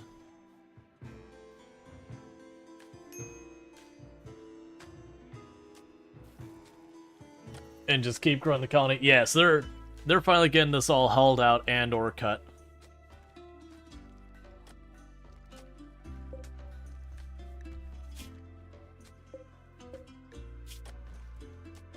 Like if we had reached the research of the fabrication, there'd be a lot I could do with this. You know what? Actually, I already know what we can do. That'd be useful. So, oh, it's considering that a rec room. Okay, sure. Miscellaneous. We can grab the ground penetrating scanner. Plunk that down over there. Then we could take rhetorical off of hauling entirely. And what that'll let them do is they'll be able to start doing the scanner for our drill.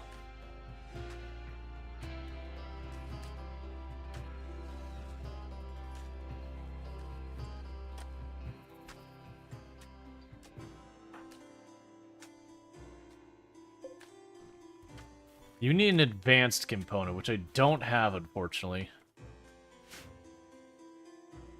And we are starting to properly mine. New lovers!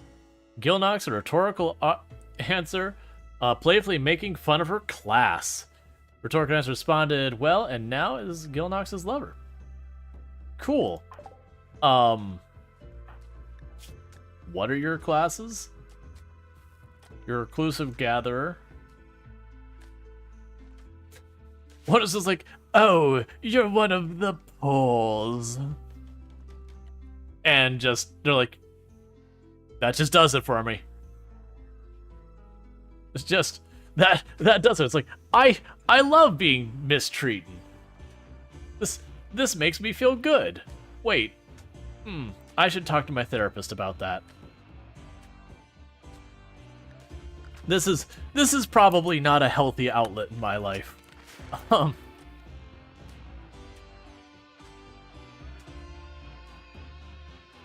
You apparently have a shame kink. Whatever happens between consenting adults is between those consenting adults. Oh, can we get... can't you get milk from dromedaries? I'm trying to remember that. Yes, you can. So, that could be our long-term tackling the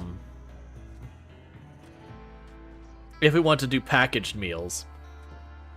Because then we can leave our freezer literally just dedicated for toxic waste.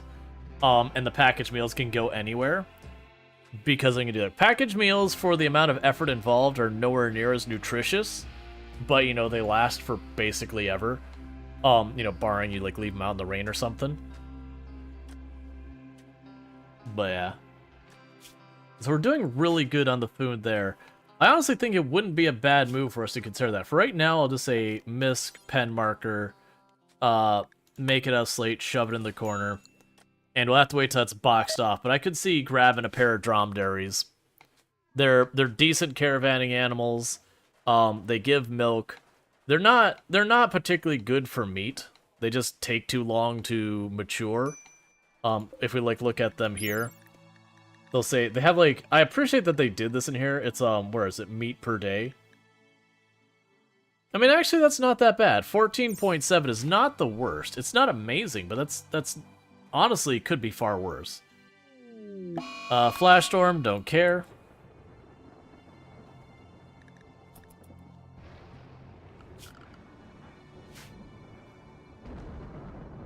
Alright, so one thing we can do... Honestly, we could stop sowing this field entirely. Just let the fiber corn go out there and we'll delete that field. It's not going to stick around. I could move the fiber corn up here if we wanted to. I could put trees up here if we wanted to. I honestly am only thinking I'm going to need like a little teeny tiny field of trees like that, because it'll be almost exclusively for making doors. We're going to worry about that then. Oh, I will want to have a light here.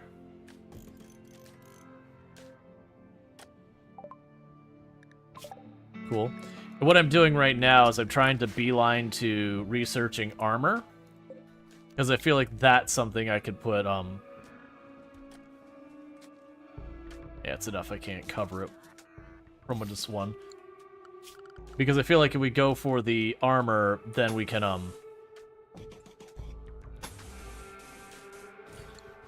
then that gives me something to craft that's worthwhile, because then I can make the flak vest, the flak jacket, the flak pants. Even though we will still be running around with our heads exposed because we're going to have the antenna sticking out of it. Ultimately, I would like to get the Mechanator helmet, like the proper helmet, but I'm going to have to kill a lot of Diablos to get those kind of helmets to maintain that. So it'll probably be one of those things that have to, like, regularly kill Diablos. Which honestly wouldn't be that big a deal down the road. The only big concern is technically because this is outside, it is an eligible target for the Diablos to drop into, which would be awful. Because the last thing you want to do is fight a Diablos trapped in a tiny little box. But we'll see.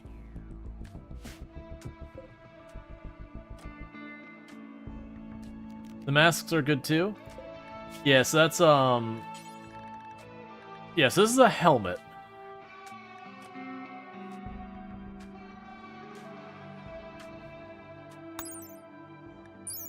So Ray headset. So that's considered a headgear. It gives +6 bandwidth. Versus the air wire.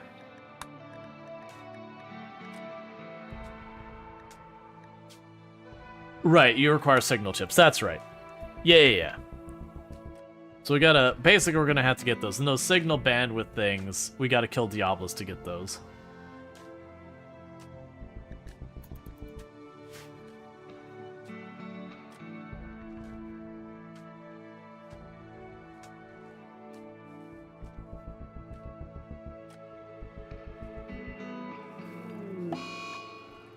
Insulting spree on Howl. Hey, you know what time it is? I feel like you two are suddenly feeling really sleepy. I feel like everyone here is feeling really sleepy just all of a sudden. I don't know why, just suddenly... Oh, you're just not tired enough? Boo, never mind. That's the ways I like to deal with that. Is just, have everyone go immediately to bed. If you do that, the insulting spree will end. Unfortunately, if you're not tired enough, they physically will refuse. So right now, Howl here is really just ruining my day.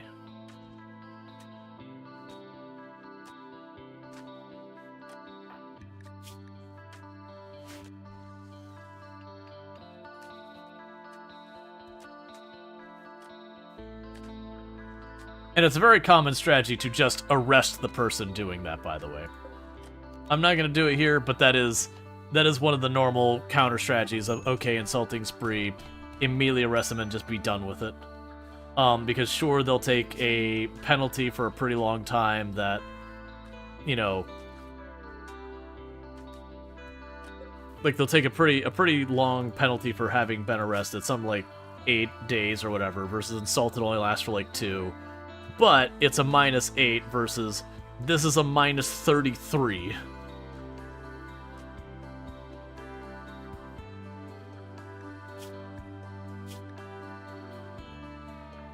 It'll take us 2 days to get rid of it, so that does mean Gilnox is almost certainly going to have a break during the game tomorrow, like in-game day tomorrow, because -33 is ridiculous. I feel like with the insulted thing, I'm okay with it stacking. I kind of wish either one, it was this severe so much as the insults like mood penalty, but instead of it lasting for like 2 whole days, it was just like, you know, 12 in-game hours from when the last insult happened. Like, so it's like intense but brief, or other stuff. Because one of the things you don't realize is how much that affects things. So like, if you look here, for example, with that insulting spree, Howl and Gilnox are going to despise each other for an extremely long time. I can't actually tell you how incredibly bad this actually is when your people all hate each other, because they're more likely to kick off into social fights and all sorts of other stuff and not form relationships. It's one of those like hidden penalties you don't think about with insulting spree, about just how awful it is. For another one is failing surgeries will really mess with people as well.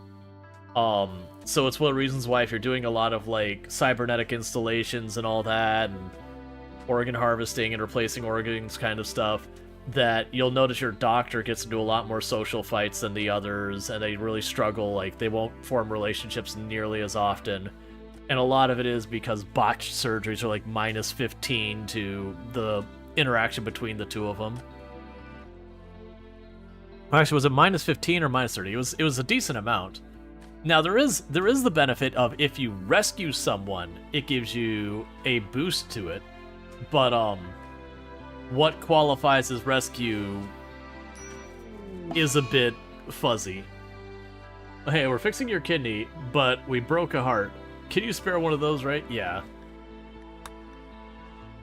But it is one of those things that, like, a lot of people don't look at the social tab here. These really affect your influences. Sometimes having one colonist that everybody hates in your colony can really be a detriment to your colony. I'm not gonna bother building the monument. It'd be a perfectly reasonable thing to do, but I'd rather just work on the base that we've already got. Okay. Cache of valuables has expired. Doesn't matter. I can't really afford to caravan with a lot of this stuff. Alright. So slate. So we need to make more bedrooms. We'll go 6.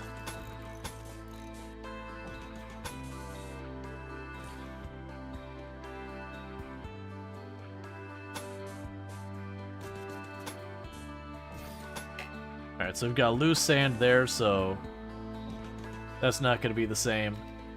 So you have to be wood. And we'll start with those two.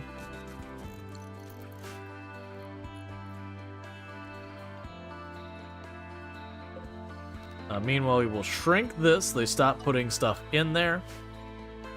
Eventually, we're just going to cut enough of the brick here. I won't have this giant heap of stone everywhere.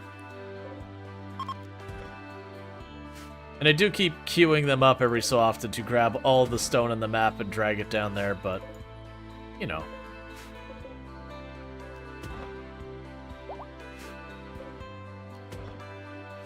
Alright.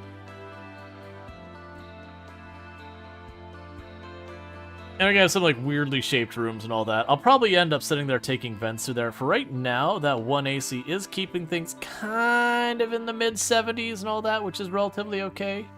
Actually, that's the same temperature outside. I have to wait till it gets hot to get a better gauge for it.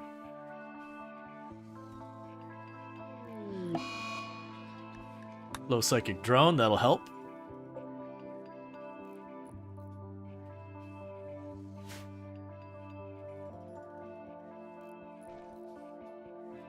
What I could do, actually, is we could plan down here for us to have an AC in this spot, not that way, this way, and do this whole thing. So let's plan to have this be there. We have a ship part, so give me that. That's a little bit extra components and all that. But yeah, so make like a tiny little AC area, and we can go ahead and choose temperature here. Plan for 3 rooms to start.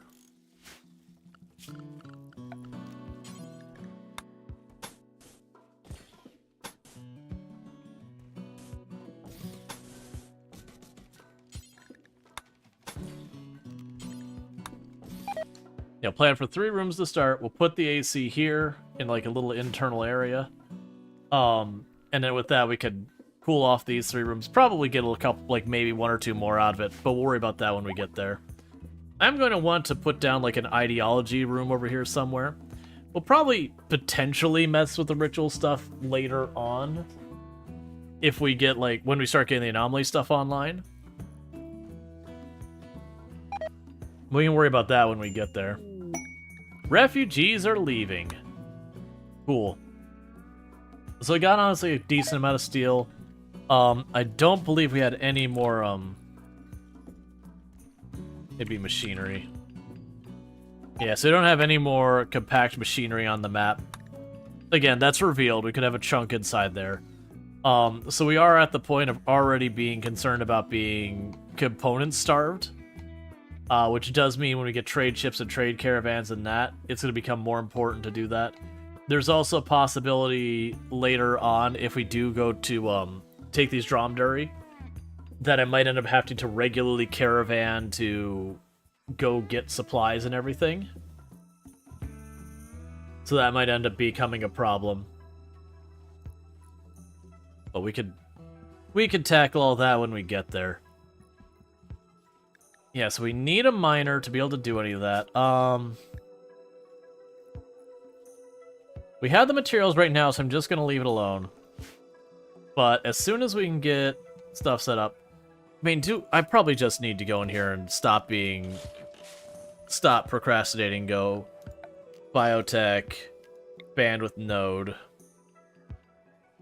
and build like 2 of these. What is your power consumption? Man, 300 watts for 1 bandwidth. Like, don't get me wrong, late game, that's what you have to do if you want to have 1 Mechanator.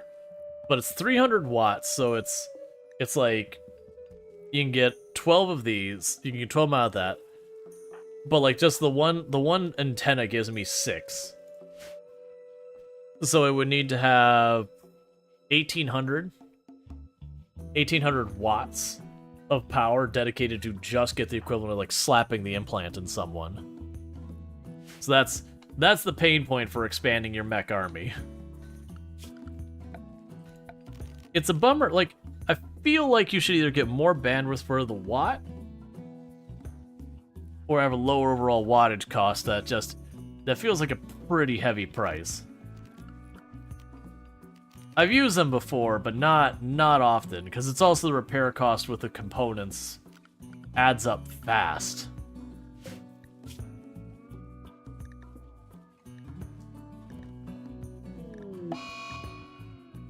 Yeah, so we're just waiting on crafting skill and all that. But once we get the flak armor, which is going to be more of a burden on our already not functional. You know what? We'll probably just need to not make the soft captain bandwidth Yeah, basically. But the thing is, you can get around the soft cap of bandwidth by just getting a second pawn and then slapping all the stuff in them and getting them up to like 12 or so bandwidth independently. So that's kind of the catch, is the cost of like jamming the stuff in your characters is not super high.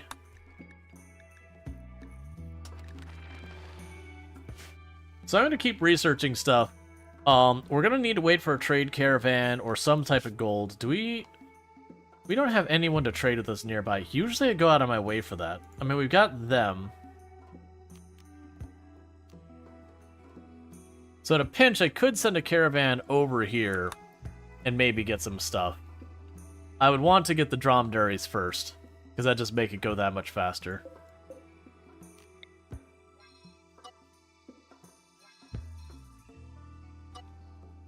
I mean, I guess my stance is in my head, unless you're specifically going for a solo Mechanator run, I don't see a reason you ever build those antennas. You just almost always have better options to work with.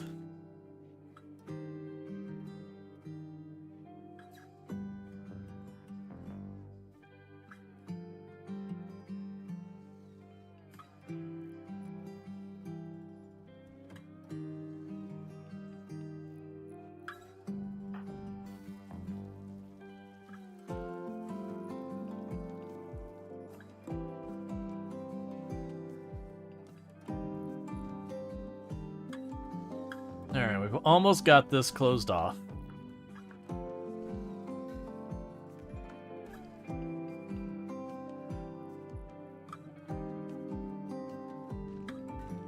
Yeah, so we need gold so we can get that, and then once we get that, I can research the fabrication. And once I have the fabrication research, we're going to go out of our way to get the materials to make a fabricator. Once I have the fabricator, life gets easy.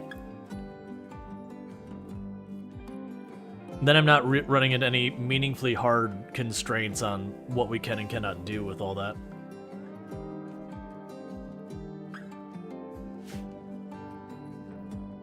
Yeah, so you're still hauling.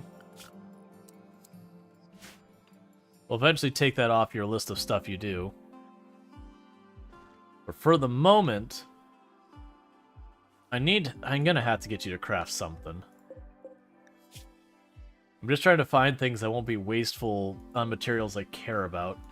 Like, the one I'm leaning towards the most is, just having them make a bunch more clothes. There.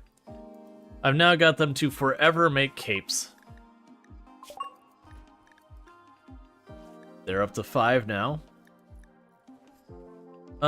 Let's see, what else do we want to get on the agenda? Let's go ahead and get the packaged meals. We'll go for that here not too long. How is your age, by the way? 36 and 42? Yeah, those are reasonable. I shouldn't have to worry about the many penalties of getting, you know, to an old age in this game that RimWorld has.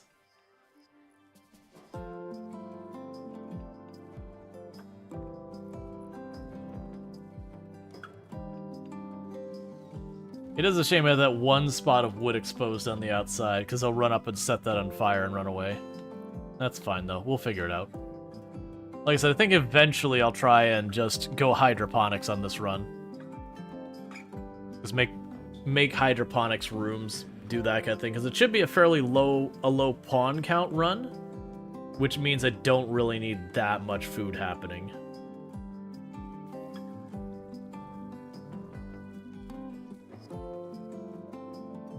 I honestly would see a place like this of just going out of our way to make more, make Pollux tree rooms. Just do like a Pollux tree room here, and do like the next Pollux tree room, like separate them out, let them like build up the pollution, whatever you want to say. Go from there. But that's all if we get lucky and get Pollux trees to show up. So far we had the opportunity to buy one. We just didn't follow through because we couldn't make the money happen. They cost like 800-900.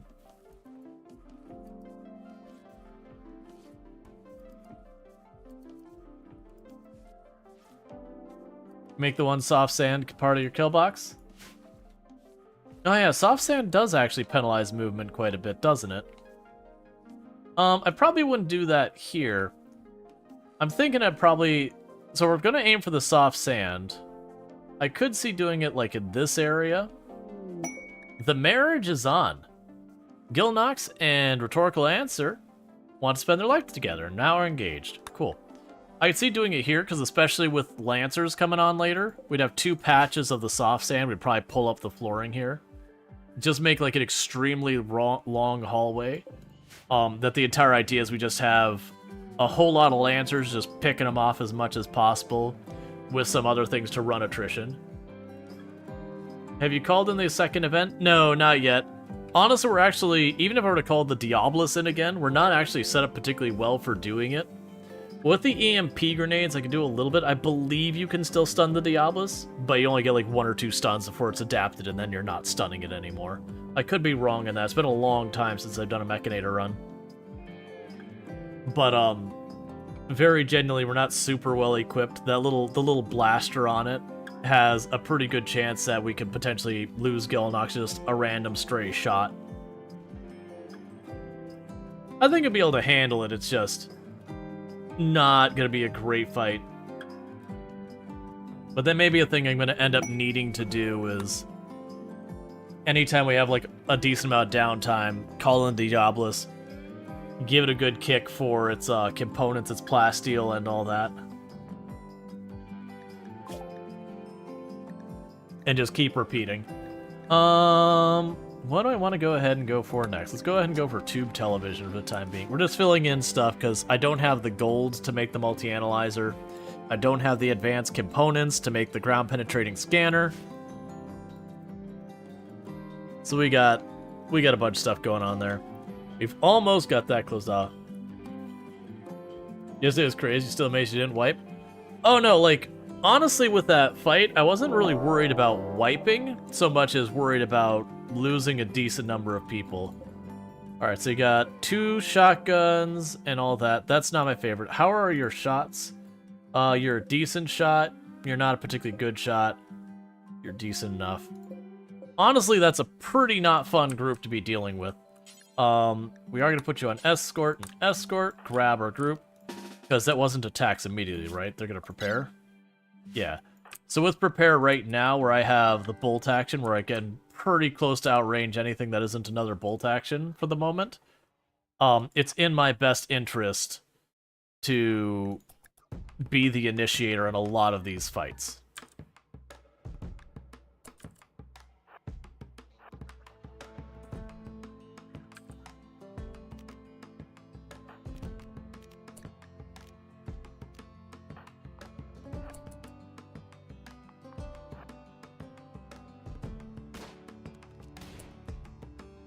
I grab you, draft.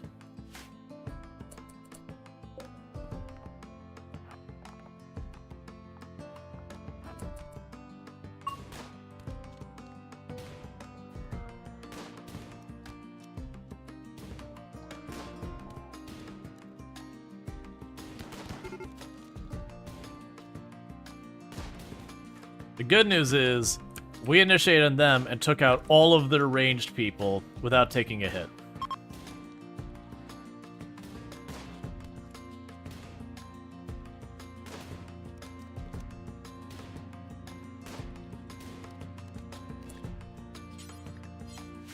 Meanwhile, you all can go back to work.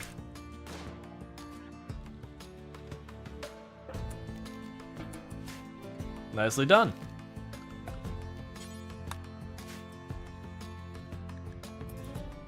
That is one nice thing about the desert, is once you start pulling up those rocks, there's no cover. There is no cover, so if I just give myself like a barricade here and nothing else, that's enough that any fight from this side, I just have a huge advantage. Now granted, there's the car and all that I'd want to get rid of if I did that. But, just a lot of the forest maps, there's like cover everywhere. So, whoa, second group? Okay, so they have a bolt action. Alright. Gotta watch out for that. So you're on escort, you're on escort. For right now, pop them over here. The plan's straightforward. I want to grab a bunch of my helper mechs and throw them in on top of that that bolt action. Oh, you're gonna go try and catch stuff on fire? That's perfect. I appreciate your desire to make my life easier. Because we can grab you, go get... Alright. I forgot, there's limitation on how far they're willing to go away from you. Grab you. I want everyone inside here. Get all the way to the door. Can I tell them to initiate? No. Alright, this is not my favorite. We're gonna go ahead and run out here. I need to grab the mechs.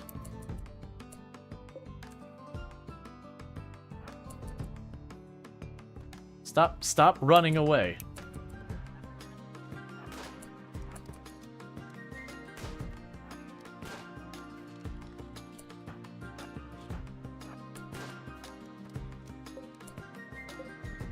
Okay, so we can grab you all, just bunch you down here. Grab this group, and you just go get him. Because I mostly don't want him to like randomly turn and get lucky and get a one tap on my main pawns. That is the biggest fear here. Meanwhile, you got a bolt action. That's better than my revolver, so thank you. That way, both of my my actual pawns have good, solid, long-range weapons. And once you're inside, make you all go to sleep.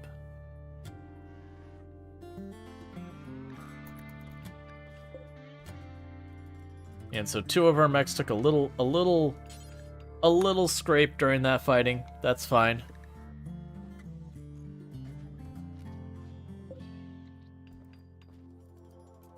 Then next we have Astrid.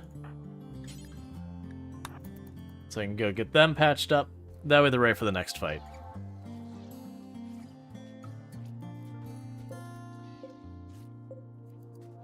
Meanwhile, how are you doing on your crafting skill?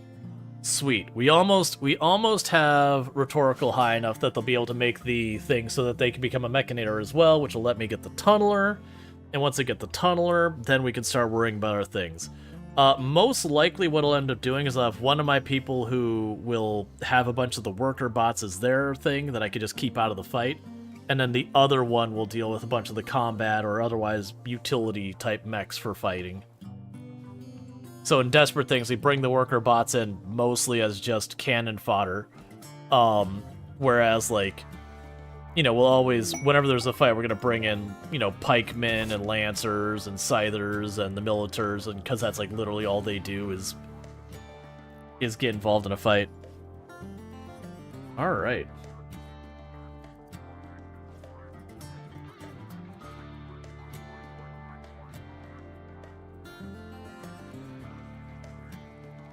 I'll deal with that in a moment. I'm just adjusting the AC real fast.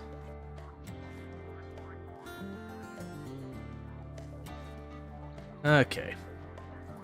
And what I'm going to actually do is, we've been going for about 3 hours. I haven't used the restroom or anything yet. I'm going to quickly take a 2-second restroom break. It's going to actually be like a minute or two. And I'll be back here in just a minute. So thank you again for tuning in. I'll be back here in just a couple minutes. So thank you again for watching.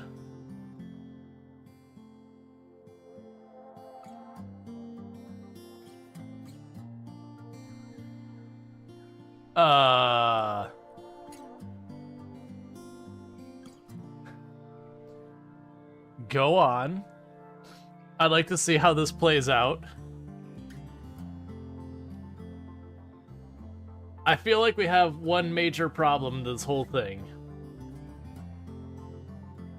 I like this continuing to extend it, not like trying to back out and try and find a different route. Clearly the issue is I can't actually reach that spot.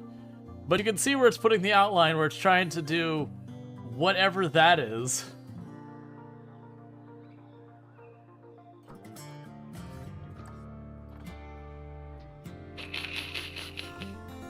No.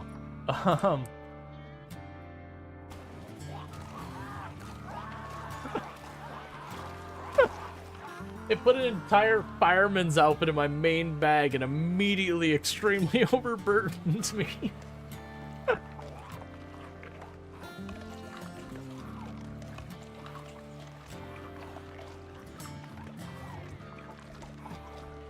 I was just like instantly drugged to a halt. I'm like, oh no. Jesus, that one was torture.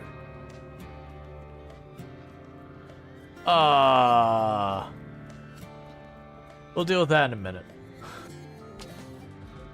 It counts. It counts.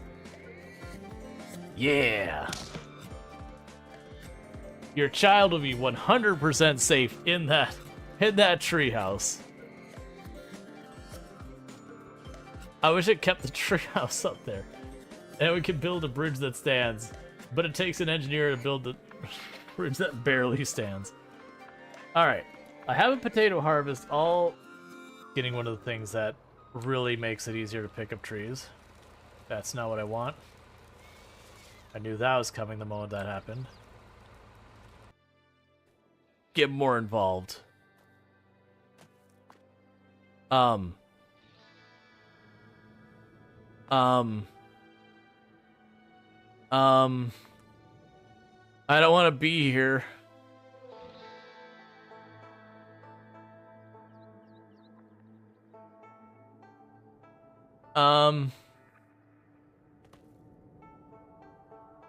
I missed.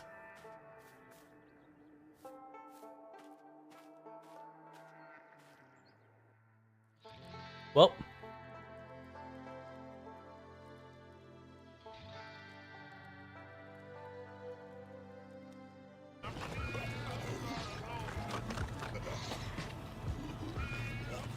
Yeah, but I was just kind of showing. I talked about like putting like a giant pile of bodies to try and ramp, but you can see where you can get some pretty good air. Ah, that hurts. That was just 1 second. Like here, I'm assuming someone got a clip of it. If you have a clip of it, let me know and I'll permit you. And one prisoner is rioting.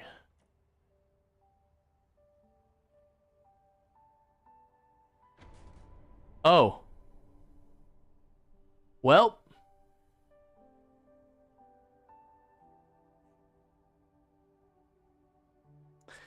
I blinked. Like. Am I dead or alive? I guess I'm dead.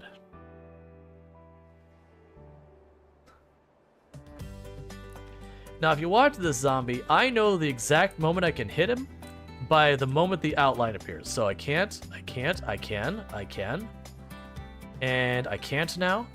That's the reason you want to turn on that aim outline any, especially when you're new. That'll make it so you don't swing and miss nearly as much, because you'll know. And also show you which zombie you're going to hit, because most of the time it's very intuitive, but once in a while, like when there's multiple zombies like on the ground getting up, you can make a lot of mistakes. So the next thing I'm gonna do is I'm gonna go to the zombie and I'm gonna shove him. You're gonna fall down for me, zombie. Oh, here. So, a trick that you can have is as long as the zombie is not a crawler where it's crawling on the ground, you can stand on it to pin it to the ground and it can't hurt you. And that's true of you standing on the zombie or another zombie standing on the zombie. So if you do run into a situation where you've got like 2 zombies coming after you,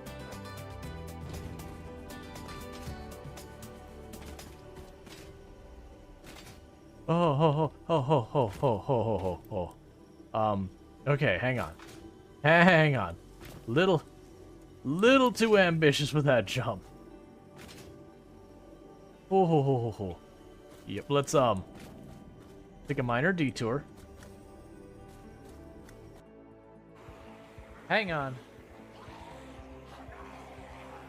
What? What is that nightmare?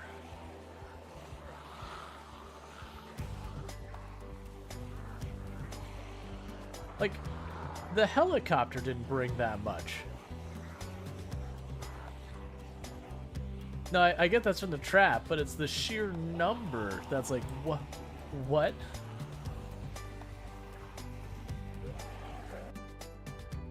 Stickers. Oh, I forgot the stickers. I forgot about the curse that is the stickers. All right, and I am back. So, thank you again for tuning in, and we'll get back to it. Just had to finalized. I've got some plans. I think it's tomorrow. Man, my weekend's stacked. So I've got a fun thing tomorrow that, like, doing some with family before stream and all that. And I won't go into it because it's one of those things that if I explain it, it's like super. It's like, you're going to this specific location at this specific time. Excellent. Good to know. So I'm not gonna get into that, but it'll be a fun thing. But we're just like getting like one or two last little details sorted out. And then yeah, no, it should be fun. I'll talk about it after it happens. But then the next day is I have to have an inspector come by the house.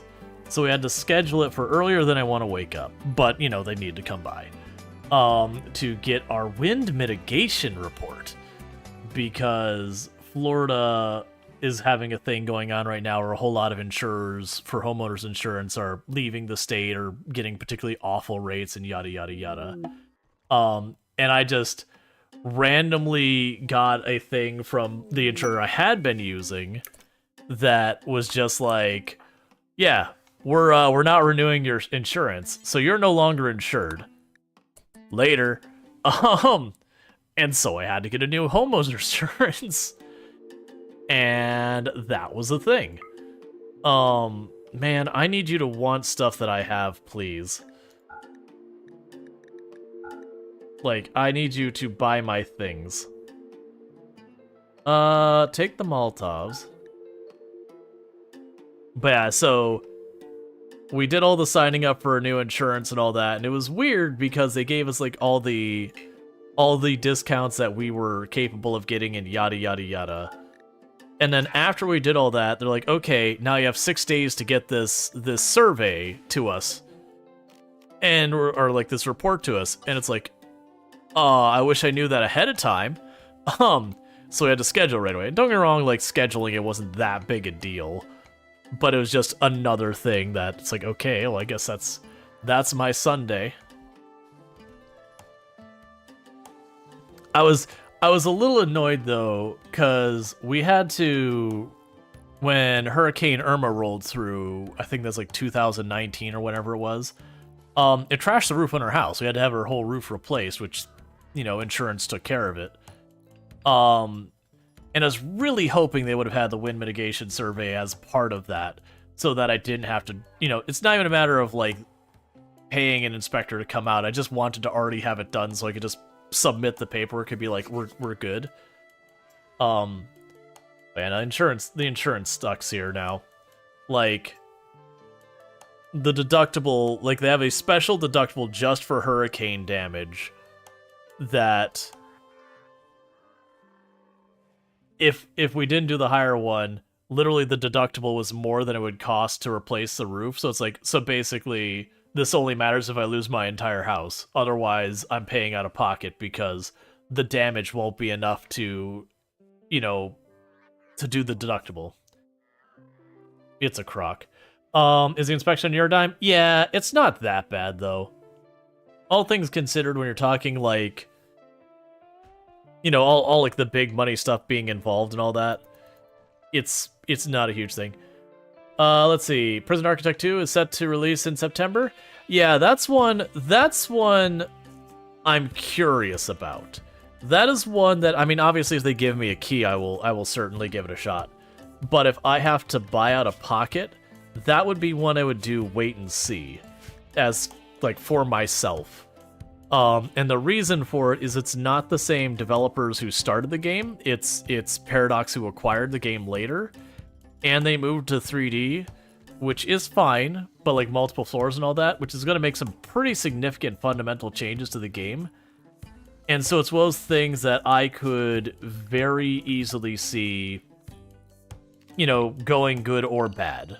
Like it very much is one of those things that there's a lot of room for to have, you know, benefit from that or hindered from that decision. So for me personally, I'm like, you know what? I would wait and see, and then like if it releases and it's mostly good news, then cool.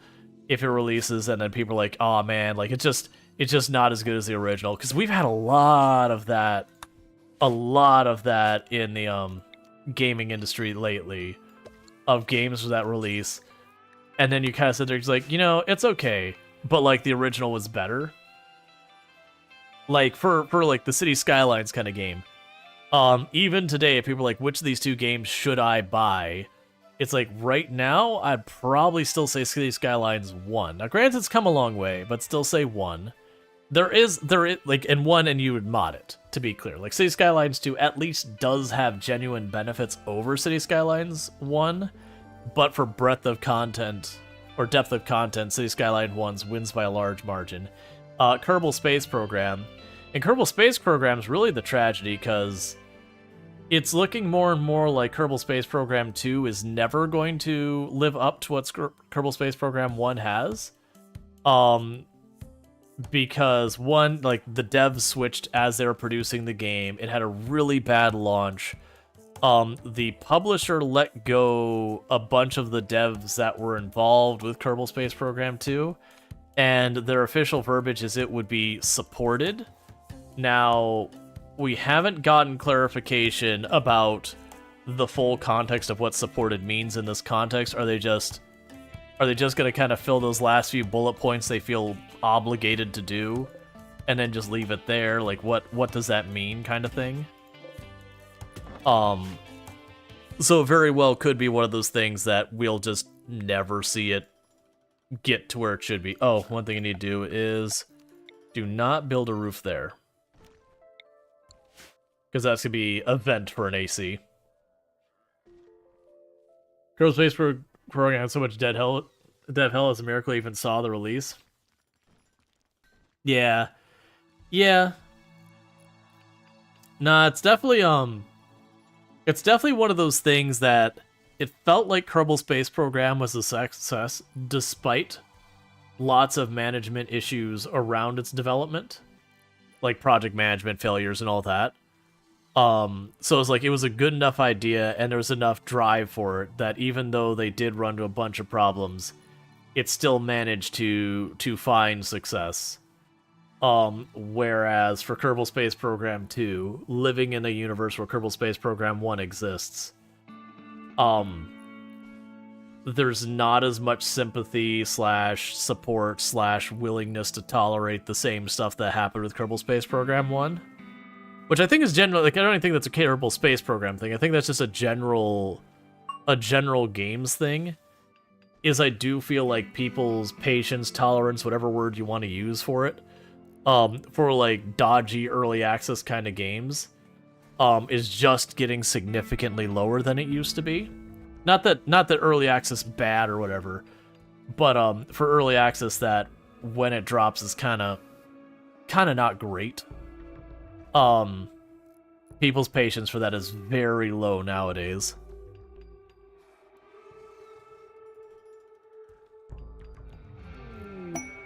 I also feel like it's hurting the industry by having like this giant mountain of games that are kind of like, they're not done, but they're purchasable. So you just have people floating on like dozens and dozens of games that, you know, they're waiting on for this and that and otherwise. And that they have those games in that backlog that they keep dropping back into. I can't imagine what it's like to be someone trying to start up a new game now. Oh, okay, it's literally all Neanderthals. You think a cool idea would be to stick with Kerbal Space Program universe, but a different type of game, like City Builder or same thing? That would be cool. I do really appreciate when games do genre blend. And where you attacks immediately? No, you're going to prepare? That's perfect. I very much appreciate when dangerous enemies prepare. When they take the time to prepare, it gives me time to chip away at them before...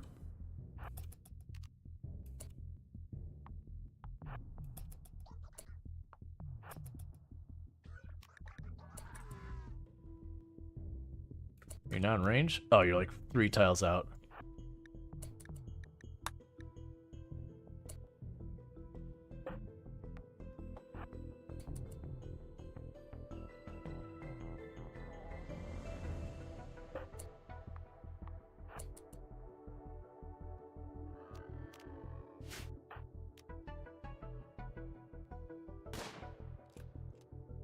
All right.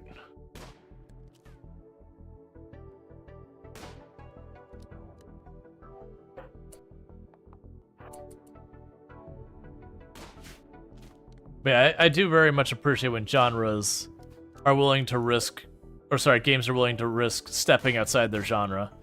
That said, unfortunately, one of the realities is the way the market works very against that, to be entirely honest. And part of the reason that is the case is when you go in, you're like, I want to play, I want to buy the latest Assassin's Creed. You have a very distinct expectation of what the latest, like what Assassin's Creed is going to be. It's a very defined game series. And it is kind of one of those things that if you risk mixing what you're doing, it does end up being a thing that ends up causing problems for you.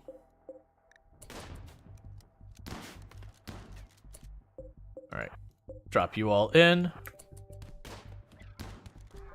And it can be very troublesome, which saddens me, and it's going more and more in how, like, I feel like these games with so many things that you just have to meet the standard expectation of stuff, and if something doesn't immediately kick off, then it just doesn't get a chance to ever really climb out of its hole.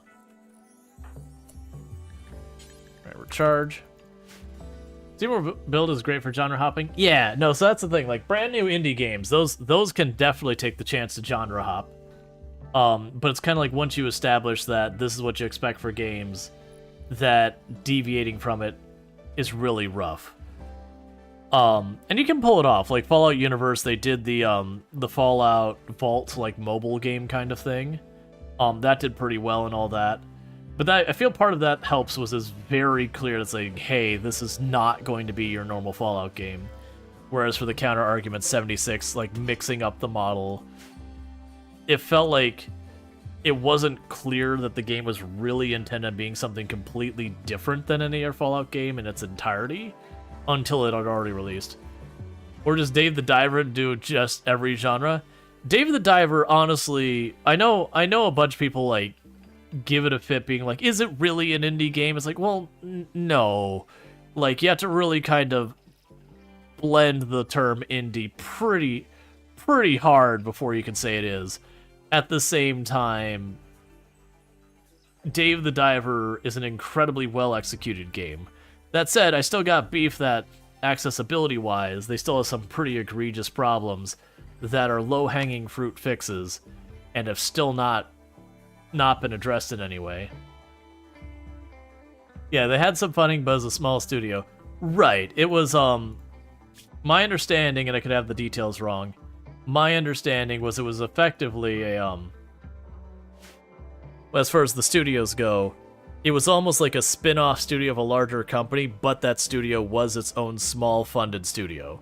So it was still a small team, and it was run as an indie development thing, but kind of still part of a larger company. So that's again where you're like, I don't particularly care. I think the only place that I would actually care is when it comes to awarding, like, should they be eligible in, like, indie game awards? And I'd be like, probably not, honestly. But I think that's more on, like, when you're doing awards for indie games and all that. Within your individual giving out awards, you need to very specifically define what is and is not an indie game. So at least people know who is and is not eligible, and yada yada yada. Make the rules clear. But like outside of that, there is an argument to be made: is it an indie game or is an indie themed game or whatever? It gets murky. It's kind of like where people argue at no end about whether a game is or is not roguelike. And they'll try and just completely ignore any kind of nuance or whatever. Alright, so we do already have ACs running in here. We do already have a freezer, so we shouldn't be dealing with anything life-threatening here. But still, they're going to be people pretty miserable because of the heat. Yeah, nevertheless, the like there's the people who sit there who are like, oh, they're so terrible, how dare they? You're still like, nah, man. Like, regardless of how people feel about whether or not it's an indie game, it's like, no, but it's still an extremely well executed game. Like, you know, it still deserves to get a lot of the accolades and awards it did get. Alright, so I don't still have much to give them.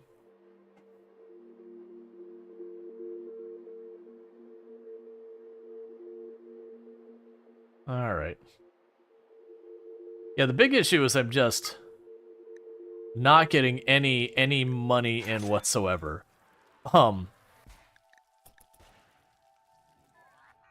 Just proven to be a pain. Oh, that's... I mean, that door can stay open. No, actually. Honestly, go ahead and close that vent. Close that vent, keep that door open. I probably didn't need to put a vent there in the first place, but that's fine. Because this is just a room we're going to be making mechs in, I don't need to air condition that room. Versus these rooms where we have people standing in here all the time. Those should be air conditioned. We probably also want this room to be air conditioned, and that room to be air conditioned. The storage room probably doesn't matter. The room we make the mechs doesn't matter. This is frozen, so I definitely don't want to hook it up to the main thing. I'm planning on putting another AC for this section here when we can. And that'll be fine. We're still doing fine on steel and all that good stuff, so that's all good for the time being.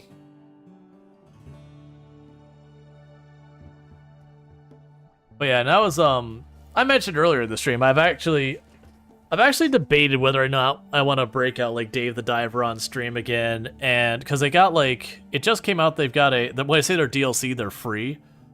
They've got, like, a Godzilla DLC that's free. Did the cleaning bot run out of power? It's just laying here somewhere? No, it's recharging, that's fine. They got, like, a Godzilla DLC that's free. They got a DLC that's free that's a combination between, Dredge in it. Supposedly the Godzilla one is a limited time thing? Not that I'm aware of. I thought it was just literally a DLC. Let's see. Don't play any video. Oh, free download distribution. Download will no longer be... Yeah, no, it's time temporary. Till November. That's so weird. That's got to be a licensing thing. That's probably one of those ones they negotiate a license with the people who own the IP for Godzilla. And that was the agreement. Wild Woman wanders in. Well, we're still waiting to dromedaries join. Okay, well, I guess in the meantime we'll sit there. Oh wait, I already have a pen for you. Yeah, you can join.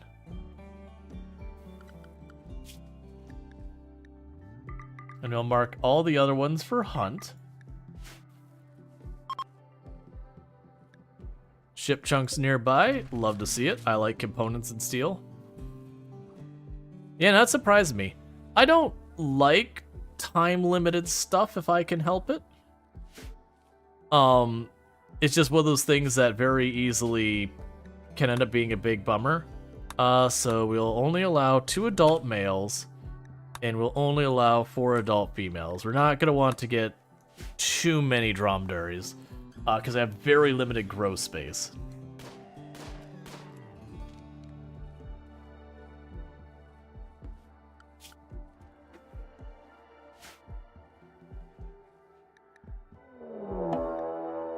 Now you got another attack coming. Okay, it's a drop pod raid, and they're going to prepare first? Alright.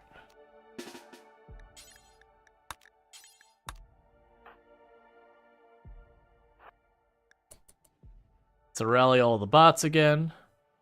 So we've got 2 dropped over here, 2 dropped up here, and 1... Oh, that's... Never mind, that's the wild person. And 1 dropped down below. Oh, I'm sorry, 3 dropped over there. Alright, so we've got 1 by themselves down here. What are you equipped with? You're equipped with the club. So let's go bully you first.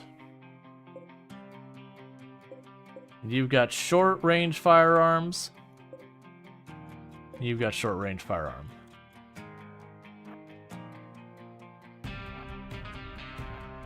So the idea is we bully this person, then I don't have to worry about someone running up behind me and dealing with any of that.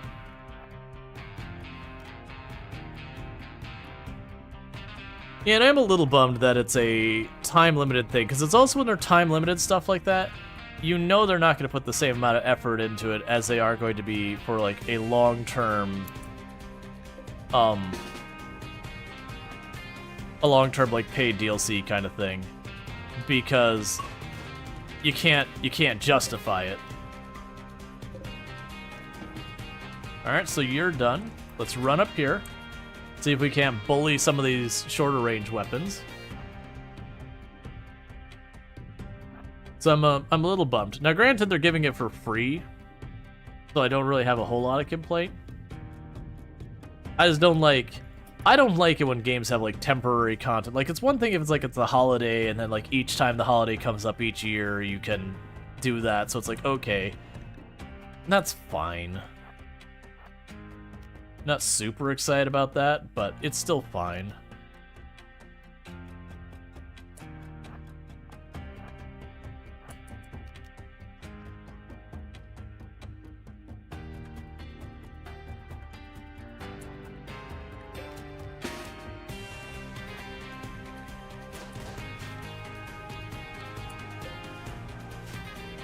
And let's grab you. And it's mostly to distract them so that they shoot at our other mechs.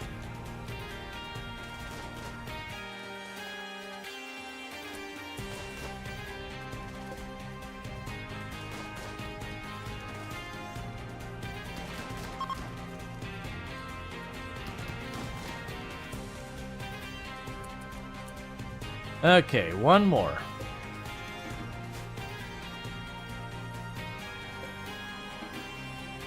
I'm gonna need to repair these mechs soon. A lot of them are getting to the point that are taking too long to get around.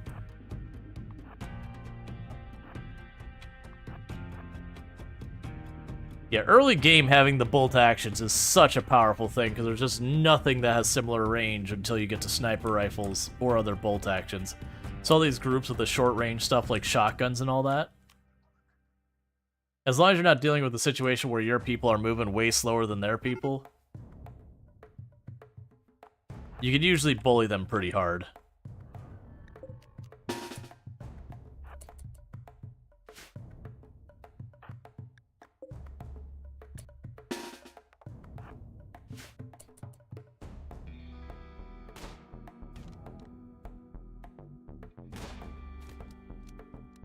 Okay.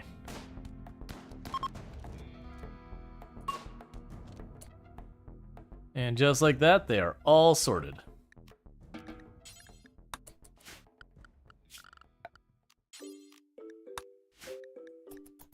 Alright, and let's get people back, because we are in a heat wave.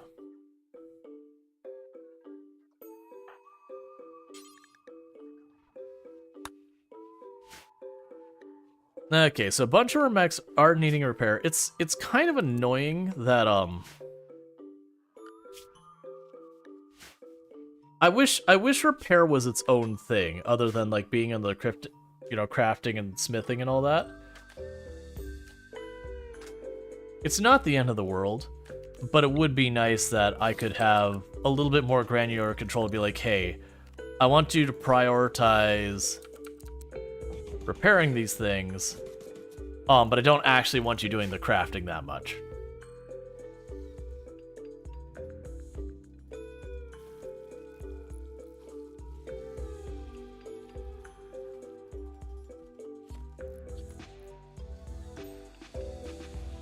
Because I want Rhetorical to focus on the crafting till they're able to make all these stuff. Then I don't mind getting more people involved.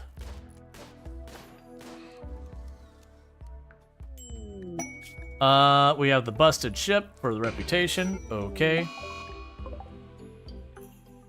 Because even if we fail this, I still get the stealing components out of the ship, so regardless of, like, it doesn't even matter how this ends. I still win as long as we don't get people killed.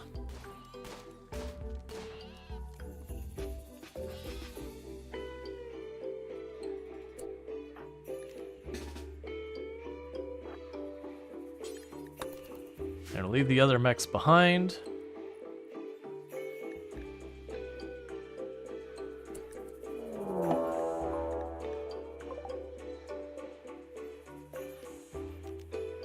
Okay, so we got 2 short-range guns, and otherwise they're melee. For the moment, let's have them spread out like that. We can grab all of you, position you here with plans to move around however I gotta move around to make sure we don't friendly fire. Really just depends on where all of them move. Half the time they run straight into the enemy line and just die. Yep. RimWorld AI does not know how to hold a position.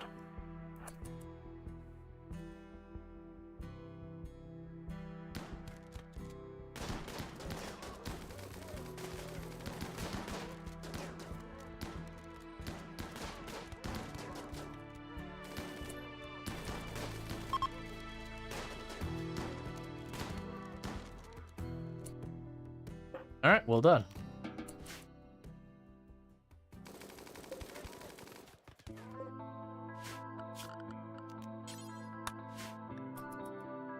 Okay. But yeah, and I haven't looked at what all is in the Godzilla DLC. I mean, obviously one would assume Godzilla.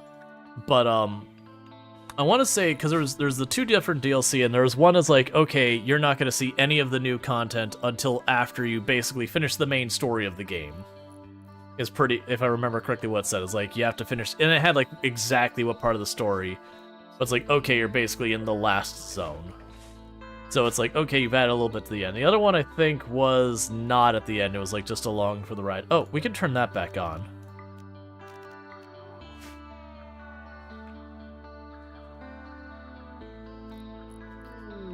Rescue shuttle has arrived. Cool. So we got a bit more reputation with the Fallen Empire, and things are looking good there.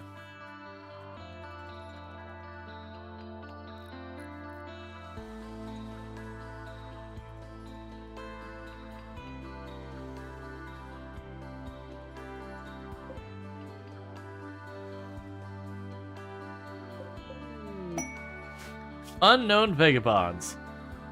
You have 2 desperate refugees showing up. They'll be happy to work. Okay. They are both adults, which means they can betray me, so we're going to immediately have them drop their weapons. We're going to go with their work schedules.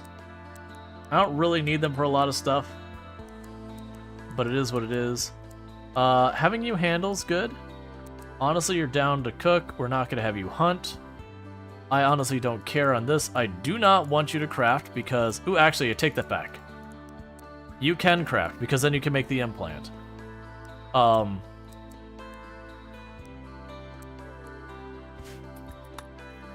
because I had them make the implant real fast to get Rhetorical up and running, which means then we can get the Tunneler up and running, and we can start progressing all of that stuff again.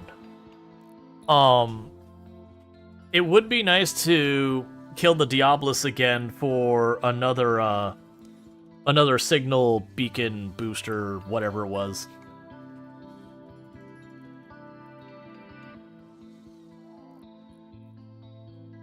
We can worry about that when we get there.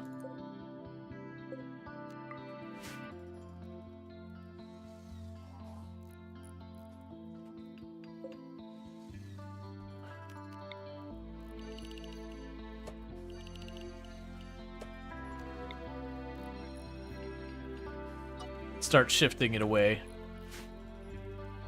You reduce the death cost speed. Can't we get a pet Diabolus, please? I believe way down, you don't get, I don't think it's like the actual Diabolus. I believe way on later on you get some of the more exotic mechs. Once you start unlocking the very late things.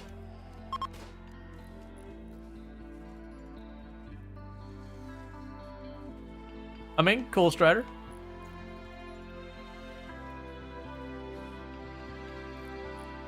I still need to catch up. I did see that you sent me a link about stuff with Space Engineers. I didn't get a chance to check it out. I only noticed it a little bit before stream. But, my understanding is some type of Space Engineers update that I need to potentially look at. I do enjoy Space Engineers. It is one of those games that I sometimes wonder if I did, like, a server, how that would go. Would it be basically dead on arrival? Would people, like, really engage with it?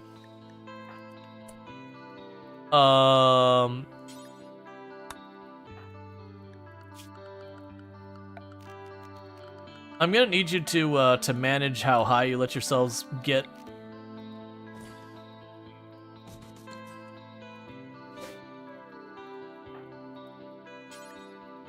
I can't have you blacking out. Oh, that's the problem. All right, hang on. We're gonna have to turn that off while you're here. They're frail, bad back, and a bunch of stuff. Yeah, they're delicate wimp who's got frail and bad back. So they step in the room, they get high, and instantly get downed.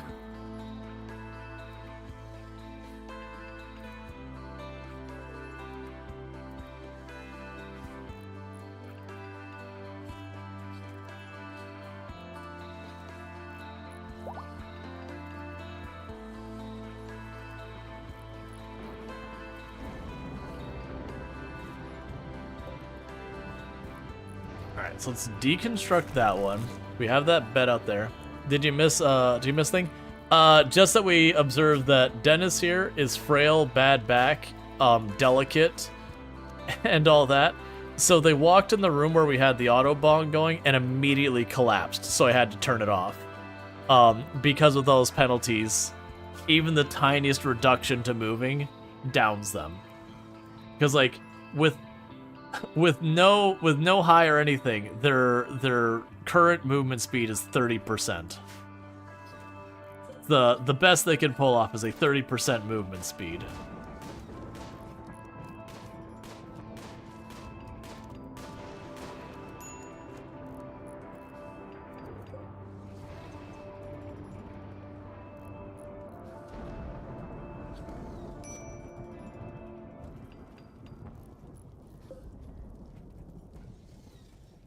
All right. And Dennis is making the implant for rhetorical.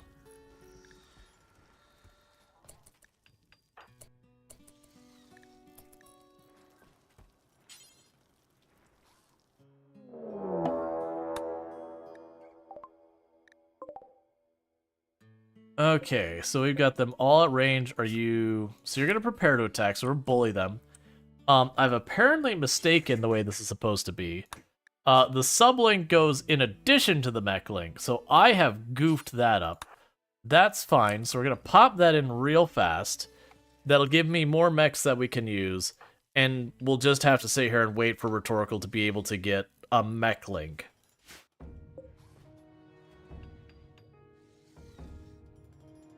Where are you? I want to get you in position real quick so that you can bully them.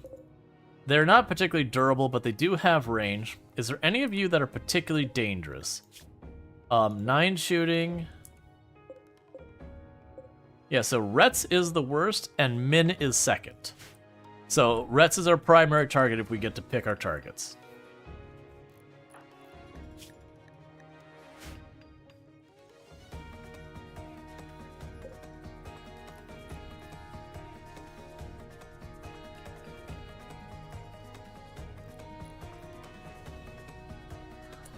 Yeah, so now mech work speed offset. So yeah, so okay, that doesn't even give me more mechs. This implant can be installed up to 6 times. Okay, so basically it gives me more control groups. And it makes them work slower? They should work faster, right? It doesn't matter. We'll worry about that in a minute. Right now, I need to get everyone else over here, put you on escort, put you on escort. Let's get this going.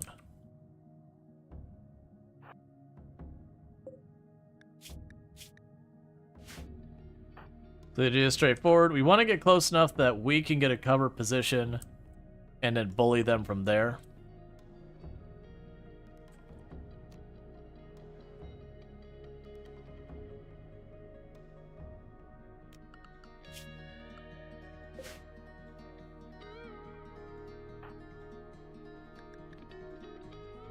The thing actually makes them 6% faster, unlike games that have positive values impact negative, which you never understood. Yeah, and I've definitely seen it both ways in games over the years, and it always does make for a little bit of confusion that you're like, wait a second, is this way or this way? Alright, so for right now, line you up here, and grab you. And line you up there.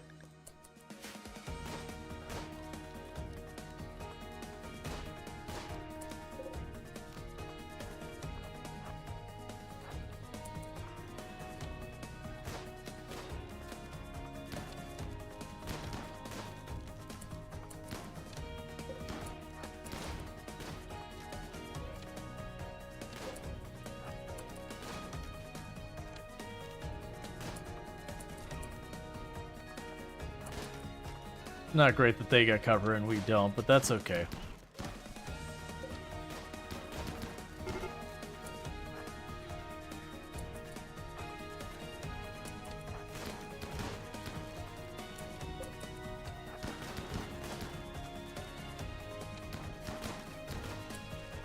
Alright, let's have you scooch up here so I can command the mechs to get in.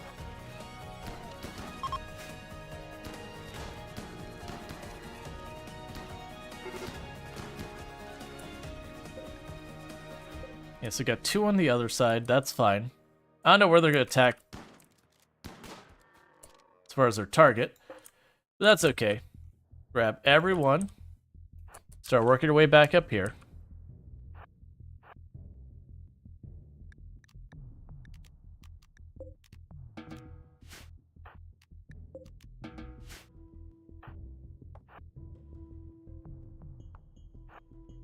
Alright, so just trying to get back in position as quick as we can. I'm not sure what they're going to attack right now. It does look like they're probably going for us. The downside is I don't have much cover and they're going to get to the rocks before I will.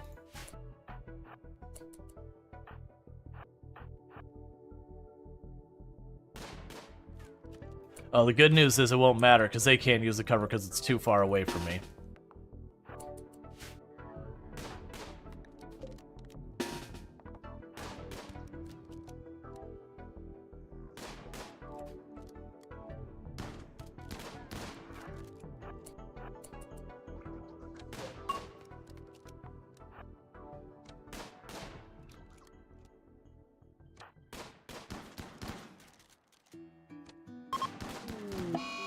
Alright, they did hit Lardine and took Lardine out.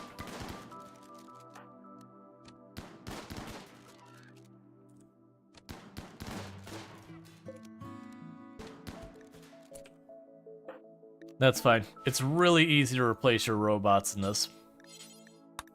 So it'll work. And we can go allow.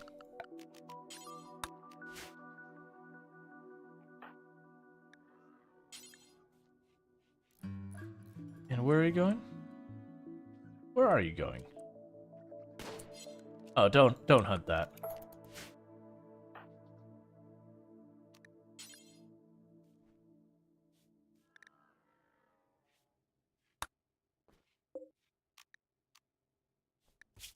Okay, so you've got a bunch of damage to you. Alright. So let's get you to get the mech being replaced already, so we don't have them down for very long.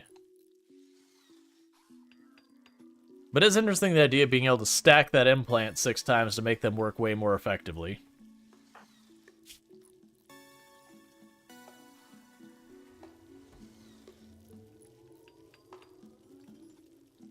It's weird that gives me control group and offset. Because honestly, I don't see a reason to have more than like 3 control groups, maybe?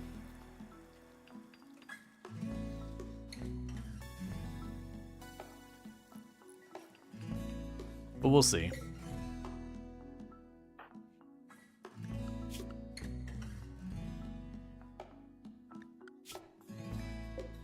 Alright. Do they stack the offset or the file? Well, it specifically says when you look at these,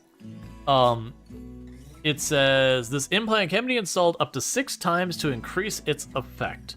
So the assumption would be it would increase the offset each time, because otherwise, if that was a penalty, it would be literally utterly useless. So my assumption is they would be able to stack it 6 times to give, you know, the mechs roughly a 30% faster working speed.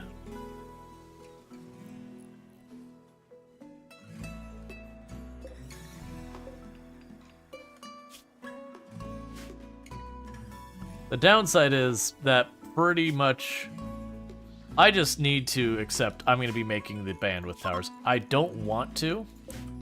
I'm pretty salty about it, actually, but I'm just going to need to. They're just so costly in components.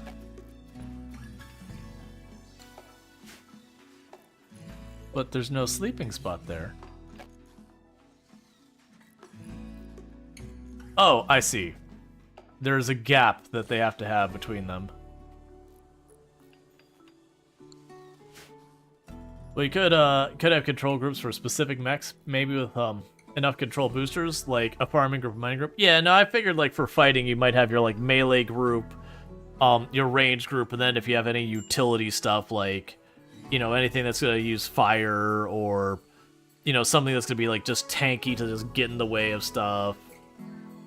Or, you know, like if you have a mech that's got a natural shield around it, so you could like have it, you know, move around. Like, I can see that you could leverage it. Just, I don't know that I would leverage it. And those are 300 watts. And I do not have that much excess left. So if a drifter needs resources, they're asking for herbal medicine. That's fine, I've got it. So one of the things that's going to need to happen, and I've been putting it off, do not actually build this right now. Structure.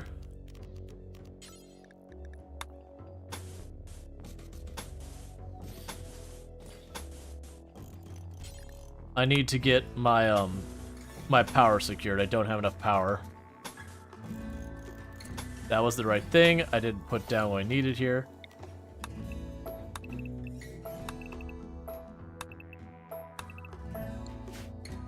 Miss Cube, where's Cube? We have not seen Cube.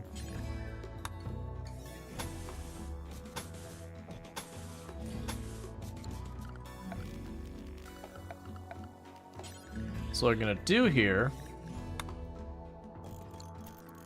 is we've got all that set up, and I'm going to need to run power up and over. It'll get that whole thing online. So we get some more power out here.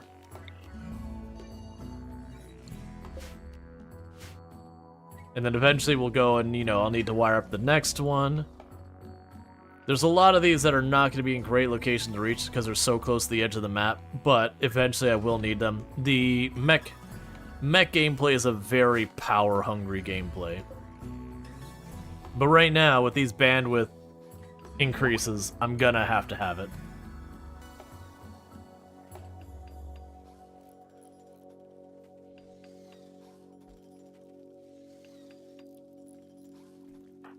Considering we're actually having a bunch of our people running around just doing construction, doing all sorts of other jobs that the mechs can do because I don't have I don't have other things for them to do right now.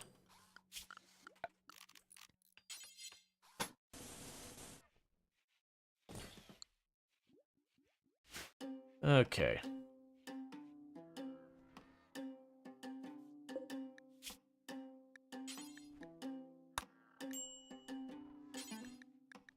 I just didn't want the one mech sitting by itself way out there where if a fight happened, it could get picked off alone.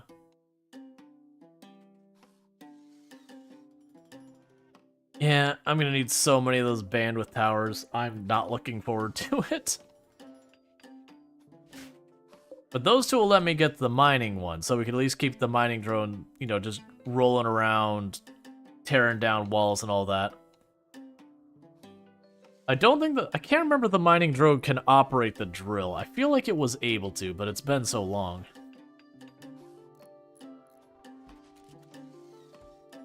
Because that'll be something I will require in the long run, is just be able to get that drill running. So that way I can have one person sitting on here scanning, and when we find steel and all that, we can keep the steel rolling in.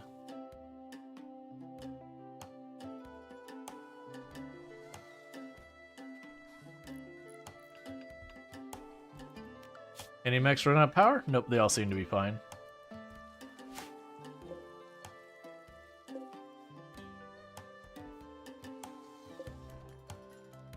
And that one's getting Lardine replaced since Lardine got killed in the last fight. I'm trying to remember, I want to say all you need to do to like bring the mech back is I think it's just like literally you just chuck some steel in there and you put it in the machine. It just takes like a day or two.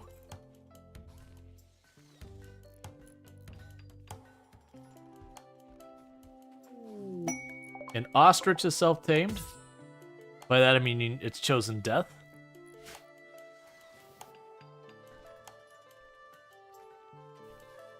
All right.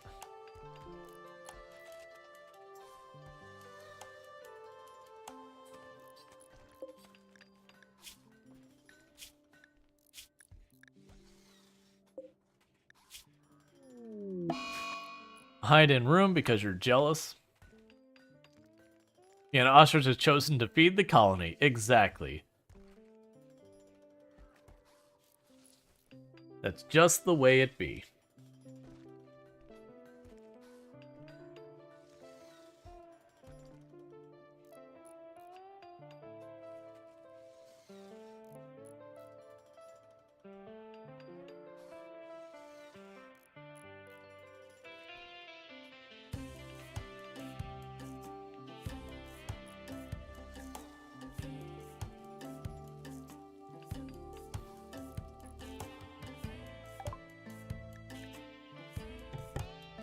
Okay.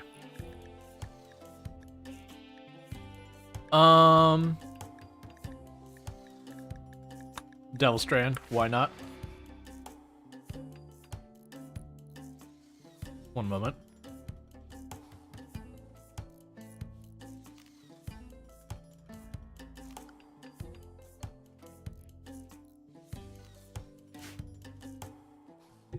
Sorry about that. I had a very large lunch before stream, but I still got, like, what I didn't quite finish because I was full here, and it's like, it smells good, I'm gonna have a bite.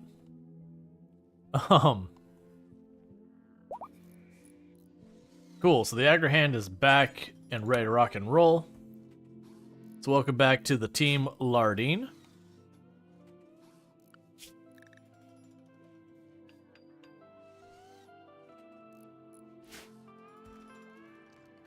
Yeah, so we've got those queued up, but they're 300 watts each, so I don't have that spare power.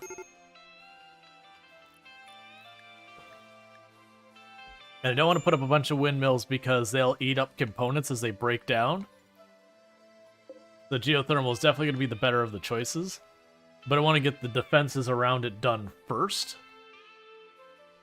Otherwise, it's just going to be a headache.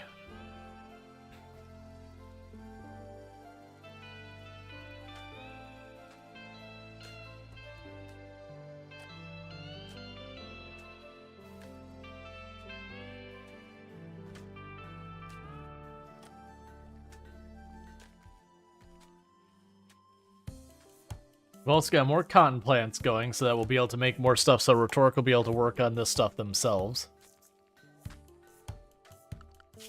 We haven't had anything show up nearby us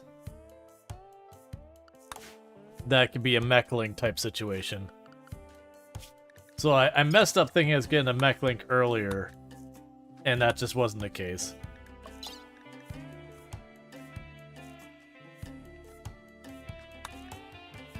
And those are all, caravan things.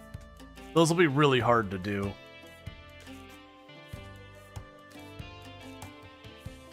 Because you have to, like, practically, abandon the colony to do them.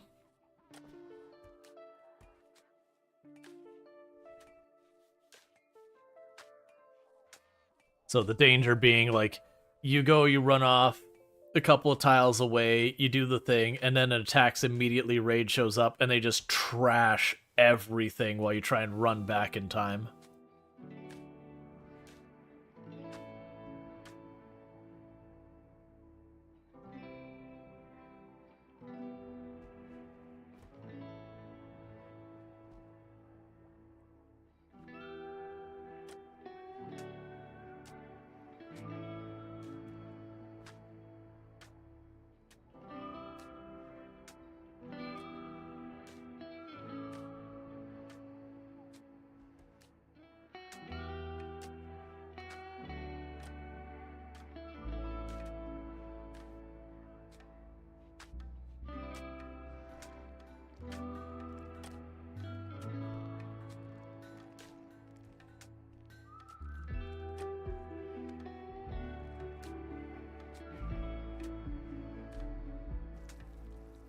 Yeah, next thing I'd see is like we'll probably floor off this room just because. We are like gonna slowly churn through all the blocks in the map. That's fine by me. I've been literally marking them constantly, just be like, yeah, bring it all in. Because then, especially later on when I get lancers and all that, I'll be able to outrange them, and with them having no cover, they'll have to come to me, and I can give myself good positions to fight from. Give myself every advantage. Without having to like lean in on kill boxes or anything like that. Let's see. So we've got that done. I don't care about the beer brewing. We're not going to have enough growing area. We'll go ahead and put the drug production, get that starting to go. I don't think that'll matter too much. I'm not going to make good decisions about where we're doing the Devil Strand. Gonna go Devil Strand. Devil Strand. Devil Strand. Devil Strand. Devil Strand. So we won't even get that much thing. It's like, why do you build barricades around your geothermal and hot exit of AC? So basically what ended up happening here is if right now, if I, one, built the wall directly against the geothermal, what can realistically happen is you can get hit by like a mortar that catches stuff on fire, and this can actually catch on fire, and if you can't access all sides of it, you cannot put the fire out, so you just watch it helplessly burn. So I need to have a buffer. Now the issue is, if I don't have something occupying those spaces, if you have a drop pod raid, it can target this, so that the pods drop in with your geothermal, which means they're going to destroy it before you can do anything about it. By putting the barricades around it, it makes it ineligible for the drop pod raid because the tiles are occupied. So instead, if we had a drop pod raid trying to hit my base, it'd probably like land in this room next to it and have to fight its way in, because this room is considered completely full. In theory, I could literally put barricades in every single one of my rooms, and they wouldn't be able to drop pod raid my base at all.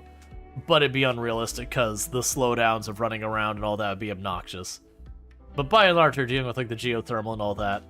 It's effectively a self-contained thing that no matter what happens, they have to fight from the outside in. Hey, Bentley, how's it going? They can still slap it with mortars or whatever. But yeah, so it's the same idea as I've got like a little open area here that I don't want, you know, drop pod raid to drop in where I can't physically attack it. So I put the barricades so they can't go there. They have to drop in on that side and attack it, or drop in on this side and fight their way and attack it, kind of thing. I'm doing pretty good. Chilling with some RimWorld. At some point during the stream, we'll switch up our games. I haven't figured out what I want to do, because for those who are new to the channel, I do usually play 2 games a night. Sometimes more if I'm doing like demos or whatever, but I usually play 2 games a night. I do play RimWorld fairly regularly, but I am a variety streamer. I've just been in kind of weird spot trying to figure out what I want to play on the regular.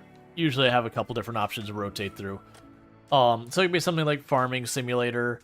I could potentially see playing more Galactic Care if people seem to be interested in that. Not sure what else, because like... Hey, Mossy, how's it going? Like, I had originally planned for this week to be playing the Coral Island update for almost the whole week, spend about half the week on I Am Future, play a couple of these one-off games that popped out here, like Drill Core and Ships at Sea and a bunch of those other ones, like really have a bit more of a proper like variety week. And then Coral Island asked us to not stream the beta / playtest, which I'm not obligated to listen to them. There's no like NDA or contract or anything they've got to hold over my head to be like, no, you really can't. But they did ask very nicely, and they've done extremely well by their community. So it's like, okay, sure, I'll honor that. It's fine. But that took like a week and a half worth of gameplay I'd already kind of planned on having, and you know, it'll still happen, but it'll happen like a couple weeks from now when it releases the update proper versus the playtest.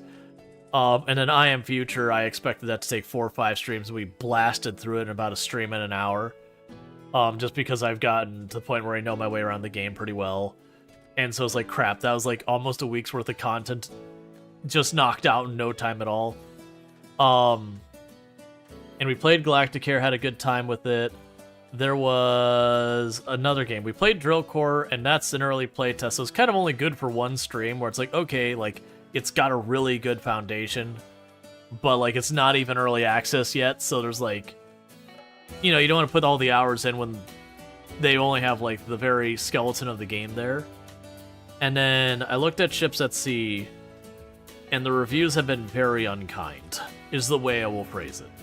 I will shorten them up by saying it appears to be very early access in the it needs a lot more time to bake kind of thing. It's just really not ready to be out kind of thing. So I've opted to remove that from the list of games I'm going to be playing. Let's see, do you have any fallback games you could undertake like mega projects in? Not on the top of my head. Like, have we played Don't Starve on the channel? Yes, but it's like right at the beginning of the affiliate days. I haven't played in a very long time. I wonder how Don't Starve is even doing these days. Because I can't think of hearing Don't Starve doing much of anything in a very long time. Like I don't know if they're still updating Don't Starve.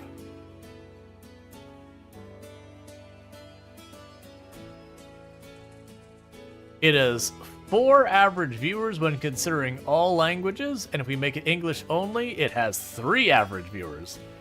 And let's check Don't Starve together.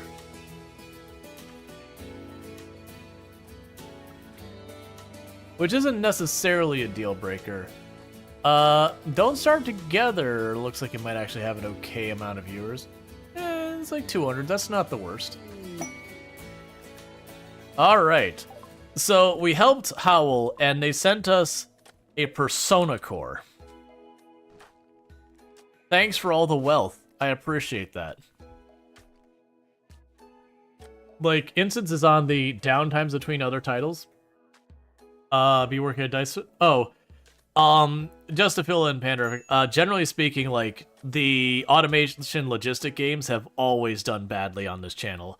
I've given them a number of times. I've done, like, Satisfactory and Factorio. We did a little bit of Dyson Sphere. Dyson Sphere didn't end up being my jam. I actually didn't care much for the combat. It felt kind of slapped on after the end, and you kind of just got over the hurdle just to get over it. Like, it didn't feel meaningful. Versus Factorio's combat felt a little bit better. But unfortunately, the reality is almost all those games, they're good for like a stream or two, and then the viewership just absolutely bottoms out for this channel on those. To the point, I did a long-term survey where we ran a survey for like a whole month, and basically it's like, hey, what genres do you enjoy watching on this channel? What genres do you not watching on this channel? And Automation Logistics got first place for the things that people don't want to watch on the channel. And got the second lowest for things that people do want to watch. So it's just, you know, not a good fit for the audience. Nothing wrong with those. I actually very much enjoy those style of games, but, you know, it's not a style of game that I built the community around, so understandably it's not a big draw. Plus, those games are really hard that if you're not someone who's super into the specific game being played, and you're not there for right at the beginning, figuring out what the heck is going on... You know, it's super hard to get in after the fact. But as far as like macro scale projects, the only major projects they've had in games, like one could argue the Project Zomboid, like massive kill count runs were those types of things. That said, I'm pretty burnt out on Project Zomboid. I'm trying to deliberately avoid playing it until Build 42 gets announced, because I know a lot of people are going to want to see me play that, and I want to be as fresh as I can be for when that happens, so I can enjoy it for a while before you're itching to do literally anything but that. Versus if I kept regularly playing it, it would be very difficult for me to stay interested. But, it is kind of just one of those things with the nature of how I've done the variety stuff where I bounce between games. Like, the games I've come back to RimWorld is a game I've come back to probably more consistently than any other one. Because sure, it's not a mega project, but it's like, it's the safe game I can come back to and know I'm gonna at least have an okay viewership, if not good. There's only been like 1 or 2 times since I started streaming that RimWorld as a category was properly not doing well. But that's kind of like, you know, there hadn't been a major update for a long while. There were a lot of other games in the same genre that had immediate attention at that moment. Like Going Medieval had like a major update. There was Stranded Alien Dawn, I believe it was called. Like had a major update, and RimWorld hadn't, so it kind of like pulled the audience to those games temporarily. But other than those like outliers, I would argue Farming Simulator 22, that Survivor Man challenge, kind of falls into that, where it's just like a big project we just kind of work on the side. But now there's not been many games that it feels like people have stayed interested in for watching the macro scale project, with the exception of maybe Farming Sim. And Farming Sim 2 also has its like, it never does extremely well, but it never does extremely badly. It's kind of okay to good-ish. So that's what I like to have in the back pocket. For either one, I'm just like, you know, you've been exhausted, you just want a very relaxed day. It's a good one to break out. And then also, like I said, it seems to do okay-ish. It's one of those ones that's easy to break out. American Truck Simulator used to feel like that kind of way, but the last couple times I played it, it's done really badly. I don't know if people have just lost interest in it or what, but like, I've had some pretty consistent, not great viewership on that one. So I'm gonna go ahead and get rid of the Persona Core, because I'm not gonna be able to put that to meaningful use for a long time. I'm gonna take the gold. Yeah, Satisfactory did okay. Yeah, Satisfactory did okay for a pretty decent amount of time. Eventually, it did start to fall off, but that was a good like 5, 6, 7, 8 streams we got out of that before it started properly. Pollux Tree. Why are you 1600? You're jerks.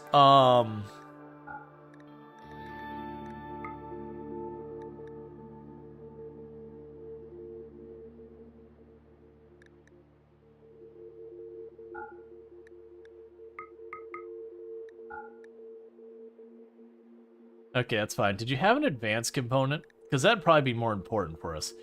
You do. No, we still have to research stuff. Can I make this work? I don't want to sell the Glitter World. I don't want to sell those. Those basically represent components. We're not selling the dromedaries. Those can eventually be money. I do want the Pollux Tree. That'll be good for us dealing with pollution later.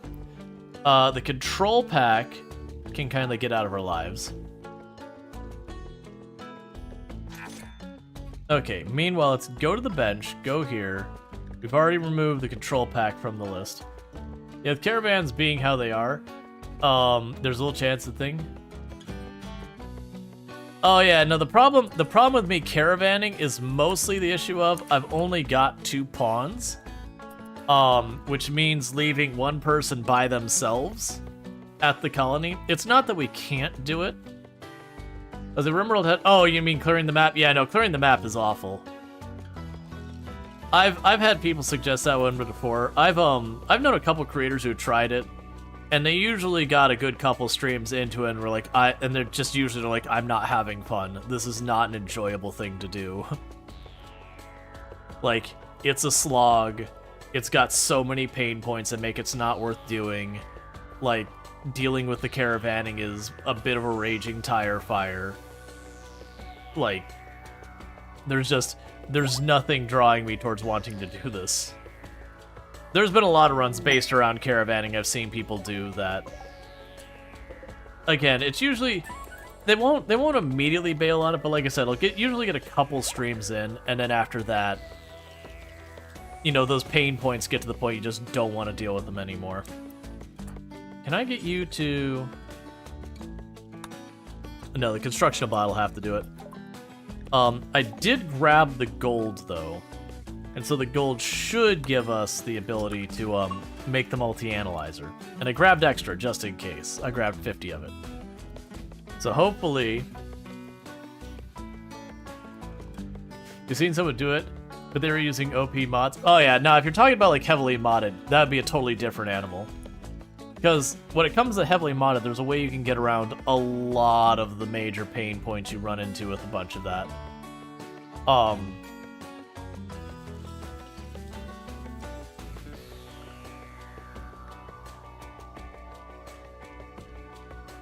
Because I know I've known people who've done like attempts at it, but like I said, you'd have to mod it to make it not a huge pain. Because like I'm not gonna say names because I don't want to make it sound like people committed to something and then bailed on it. But there was definitely a number of creators that there's one that particularly comes to mind who started. And they put in a good like 8 or so streams like trying to do like the destroy the map, and they did manage to like take down like 3, 4, 5 of the other locations. But it was one of those things that they were like, you know, okay, we haven't lost our run or anything, but I'm done because this is painful to play.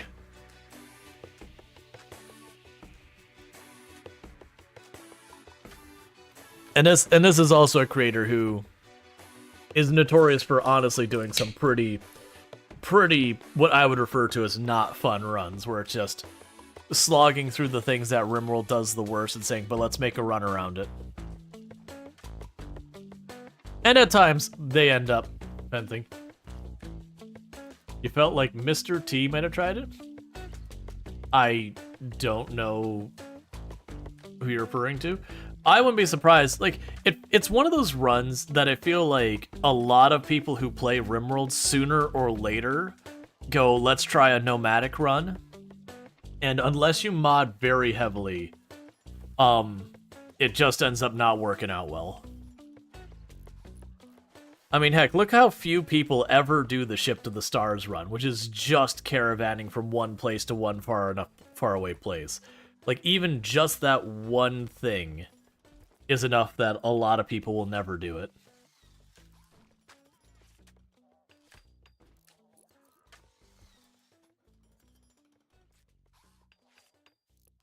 Alright.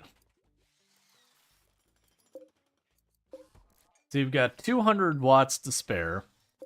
I don't remember what your power consumption is. 200 watts. So that's literally going to wipe out our power. Which I've got that queued up to build all the structure around it, and then we'll get the geothermal as soon as the structure's done. But that's going to take a little bit to actually make happen. But with that, we can now move over to researching fabrication. So we're going to do that next, because once I'm going to need to get the fabrication bench on here, and someone is probably going to live on that fabrication bench just making components to keep our mechs rolling. Trying to remember with the fabrication bench. 2 advanced components. That's what I thought. So I'm not gonna like. If we build this now, I'm okay with that. We'll definitely need to get a couple advanced components later. They'll probably be once we get some money set aside and then some exotic goods.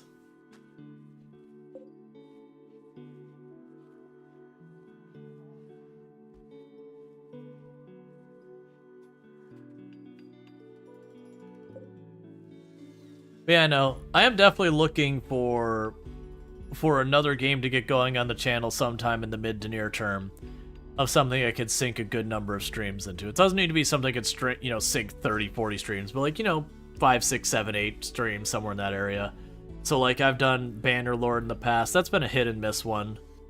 There's definitely times that people have been interested in. There's definitely been times that like, that's one of those games that seems like when people fall off of it, they fall all the way off of it real fast.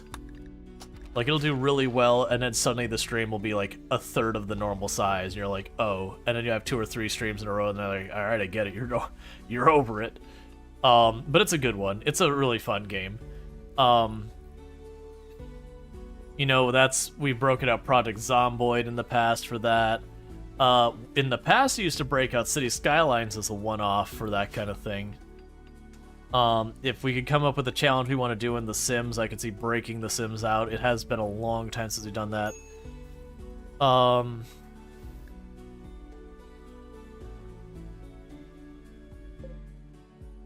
Right, and right now you don't have enough power to operate, so we're just gonna turn that off. I actually don't want to turn that off. So power needed 50, so that's 100 when active. So I'm not gonna be using that right now, so we can turn that off. The large mech gestation thing we can turn off for now. We can turn this on to scan for stuff. The Sims was fun, yeah. You wish The Sims 3 would work smoothly on modern systems? You have to mod it to not get plain. Yeah, I don't super feel need. Okay, so we are gonna get those online. That's good and bad news, because the good news is that means I'll be able to make my tunneler. The bad news is I don't really have the power to manage that. We can toggle you off for now. And toggle you off for now.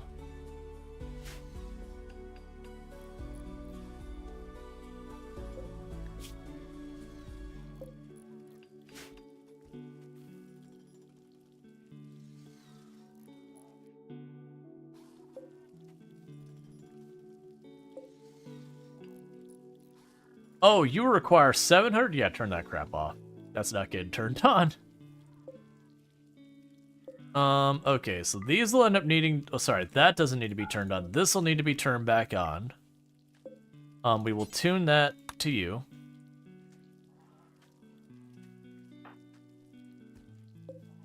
And then I'll need one more to turn the, do the tunneler. Sims 4 was fun. We did a Rags to Riches run that was, did start to turn into, I forget what the term is called for the Sims 4 style runs, but it's the one where you make a pawn that starts off as, next to nothing, and your goal is to max them out in everything. Get them through all the career paths, all the skills, all the everything before they die of old age. And we actually were making good progress on that, but it was one of those ones for content on the channel. It was basically making the character grind skills all day, and so it was really just not good content in that regard. The Rags to Riches thing did plenty well, but that particular challenge was kind of a miss. I've also debated going in and doing a challenge run in something like Stardew Valley. There was a challenge run I debated doing for a while that the gist of it was to complete a Joja run, which is based around money. But the rule was the only amount of money you were ever allowed to make was through the regular sales and all that. Alright, I gotta turn something else off for power. We're pushing the grid too far. Here, can I get you to... Not enough band... Oh, because the power keeps going out. Doing that. Does you prefer more chill legacy challenge in The Sims? Use multiple generations to complete and unlock all things? Not enough bandwidth. Wait. You take just 2 bandwidth, right?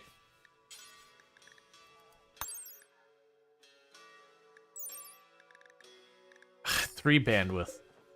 Yeah,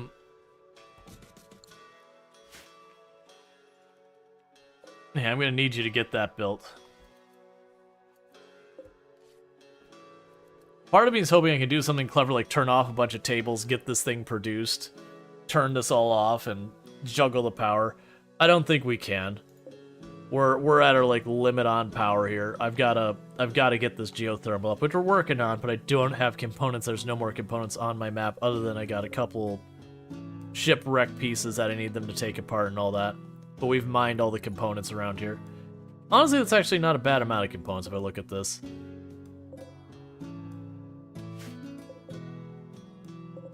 Yes, I've got 2 there, and I got that, so it'll be somewhere in the area of 6 components.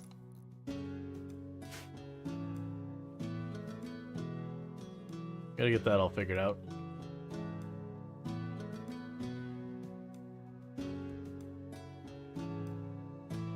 But yeah, that's just been I've been trying to waffle on the next idea. Because the game suggestions channel, one of the issues I've run into is the vast majority of the games that get recommended are good games, to be clear. They are good games, but there are a lot of kind of niche games, or not particularly well known in the platform or whatever. Like they're games that they're fairly far off the beaten path, which is fine. I can do those from time to time. But if it's a game that it either needs to have like a strong following like on Twitch, like when I shouldn't say strong. It either needs to have a non-zero following on Twitch where people are looking for tuning in on some regularity, or it kind of needs to be a game that people are really into, even if it's not like a game that there's a lot of people excited about, even if it's not big on Twitch, can work. So, you know, the games that are like the Doki Doki Literature Club or the Undertales and that, where you look at the category and they're frankly dead half the time, but there's enough people who are into that game that if you have someone pop into the category, they'll kind of come out of the woodworks to support it because it just has kind of that cult classic or heavy following.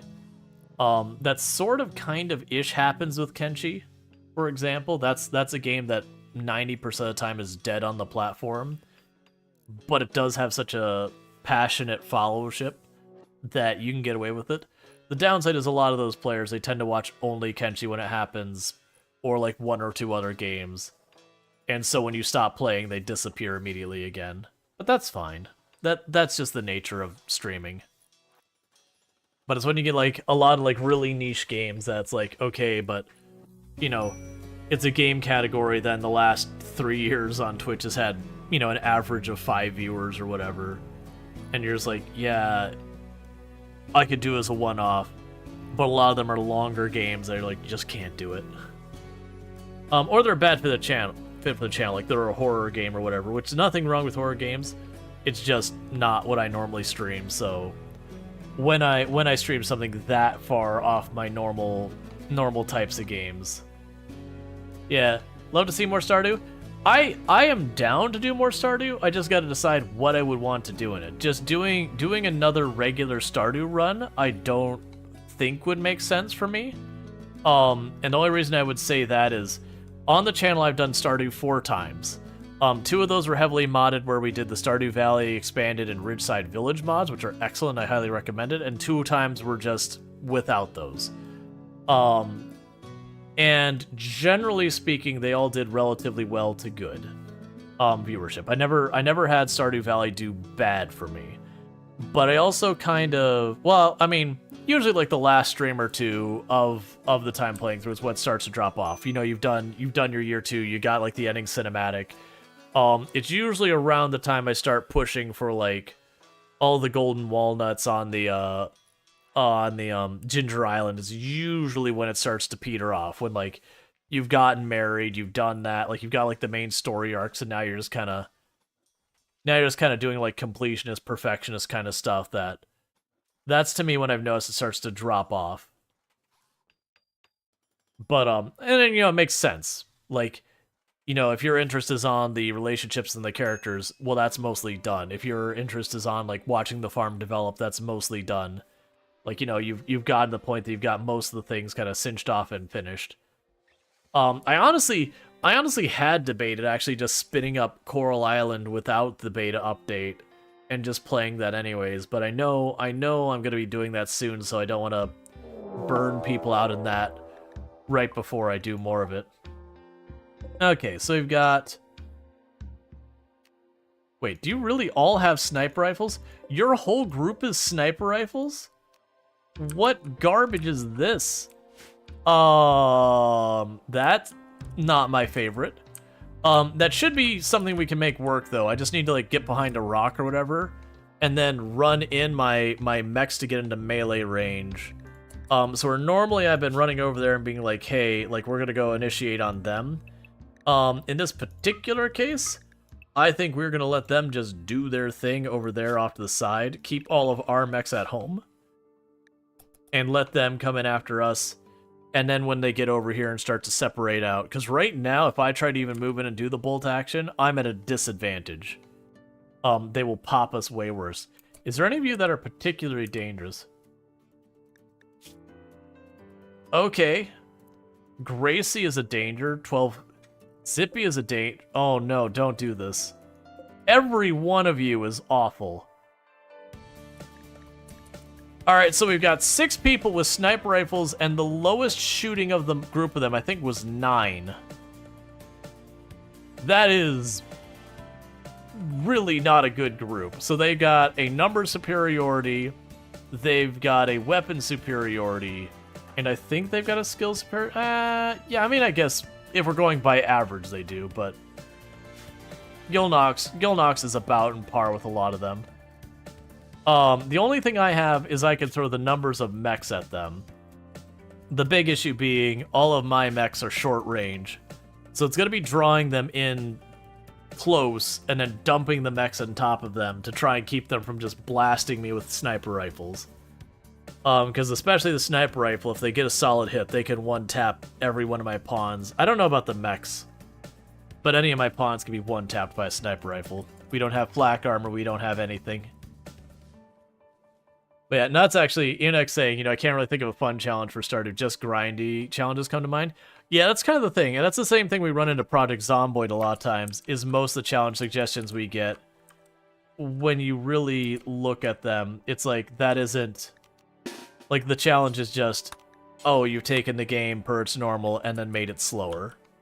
But, like, it doesn't really mix it up. Like, turning on sprinters does, but that doesn't work great. Sprinter's always been a bit on the janky side. Hi. Yeah. I wish I knew what it was like to be as attractive as you. Why would you want to be less attractive? You're so attractive. You're terrific. You're attractive. I think you could be that all these people in chat choose to spend their time looking at you. No, they just listen. No one wants to look at They're me. looking at you. No, I don't think that's true. Our glorious star. Alright. No one chooses to spend their time looking at me. Hi, Jaywalker. Alright, so I'm gonna try to draw this group of people with sniper rifles into our base. Get in here. Don't light my light on fire. Apparently, sentient cookies. Kitty is cuter than you. I mean, that's fair. Kitty cats are pretty. It exists, so it's probably cuter than me. It's super cute. But kitty cats are pretty dang cute.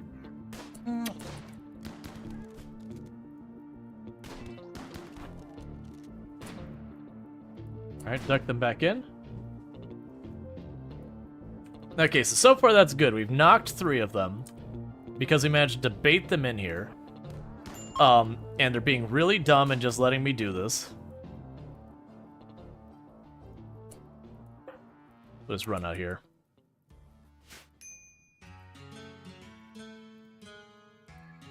Well, you were smart enough to be like, I need to get around that corner. I'm getting blasted.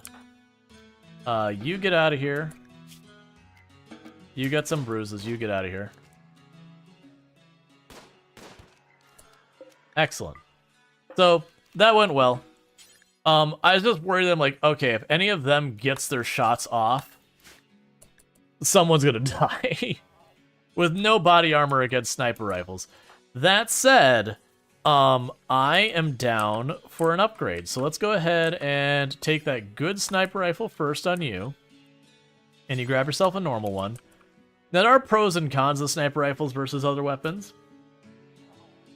The downside is the fire rate in the sniper rifle is pretty atrocious. But at the same time, where I've been using them to initiate at range and all that, that's going to work out real well for us. Yeah, so now I have a bunch of sniper rifles, which I feel is like kind of one of the perfect things for Mechanators. Keep them as far out of the fight as possible. Use them to like initiate a little bit. But we have Lancers that'll even go great together.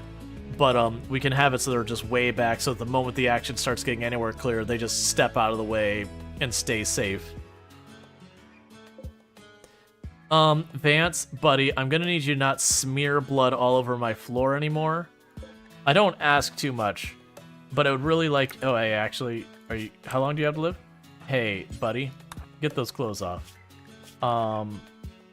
Yeah, the both. Here, look. We're gonna go ahead and talk to you about these clothes. Are you all like genies or something?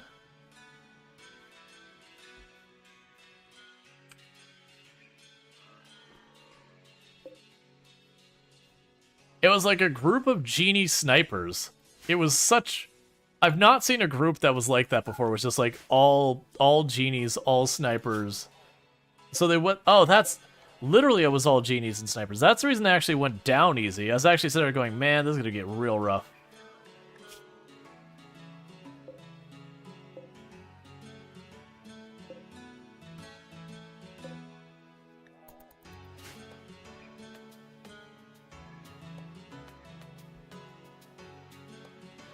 And the poor cleaning robot's like, stop bleeding everywhere. I'm just trying to do my job. I just need you to stop putting your blood all over the floor.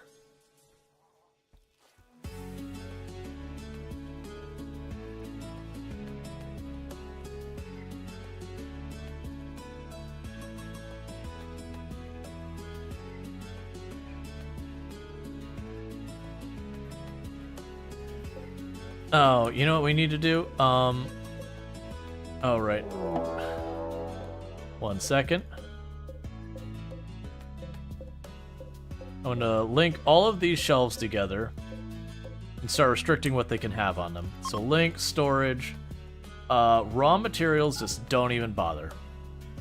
We can take that off, that'll get rid of the steel and all that, and the wood. So we are being attacked from 2 different sides. Short range and melee over there. You have 1 long range weapon. Is that on you? No. And you're an okay shot. Alright.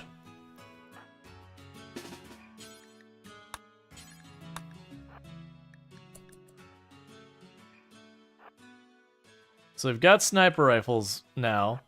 They've got longer range than those bolt actions. So the idea is pretty straightforward. What I want to do is I want to take out their bolt action with my sniper rifles.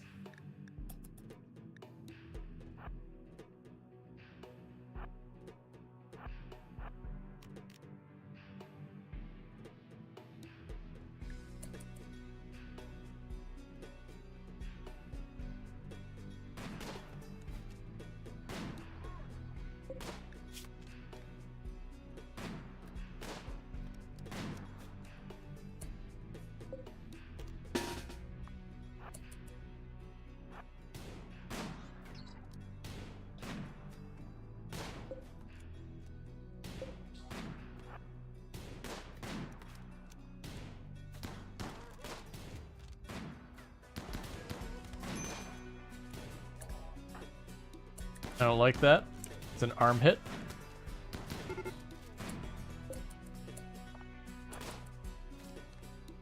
Actually, scooch slightly off-centered so we don't friendly fire. I mean, honestly, I should have backed off so it wasn't cover to cover.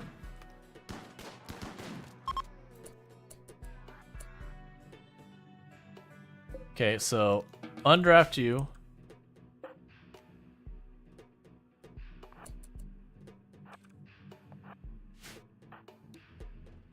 Let's just take a moment, tend to yourself without medicine.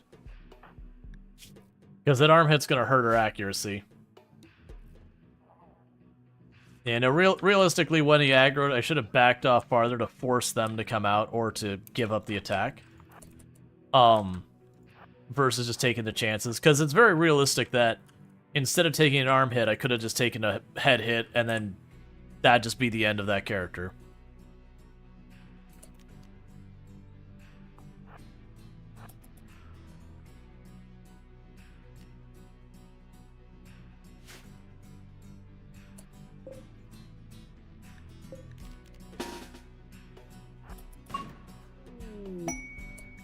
Cargo pods, what are you dropping?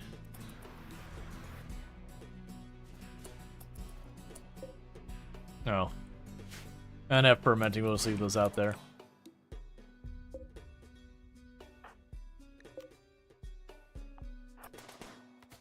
Try and scoot you over here.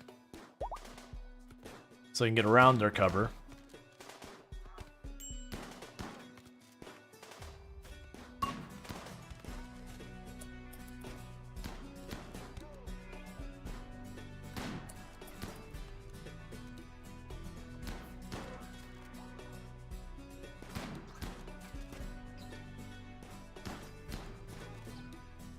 How badly you get hit? Leg hit.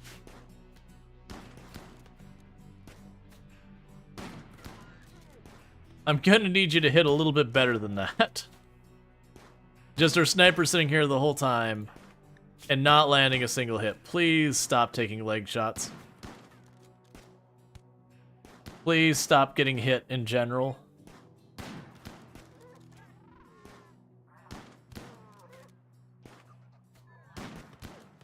Like, all of you are shooting this guy and just not finishing him.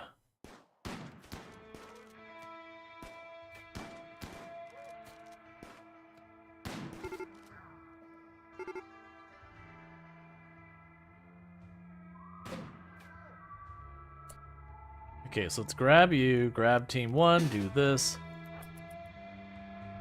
Run them in for interference.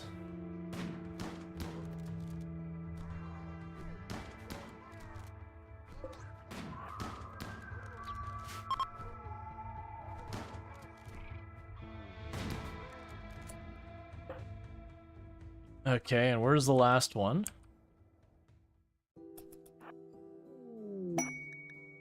Royal Tribute Collector. Cool.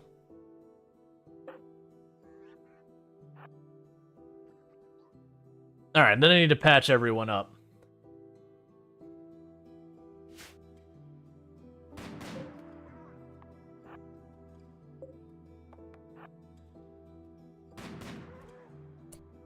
Okay, so everyone's done there. We can grab you. You go back to work. Keep you on escort. Meanwhile, you're pretty badly hurt. Let's get you into a room as fast as we can so we can get you patched up. Schedule unrestrict, mechs unrestrict.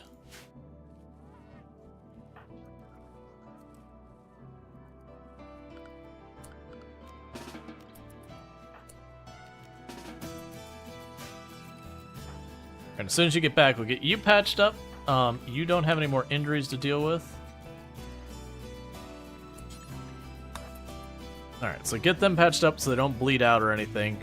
Avoid infections and all that. Then we got a bunch of our mechs that did get knocked there. Did take quite a few risks there. But,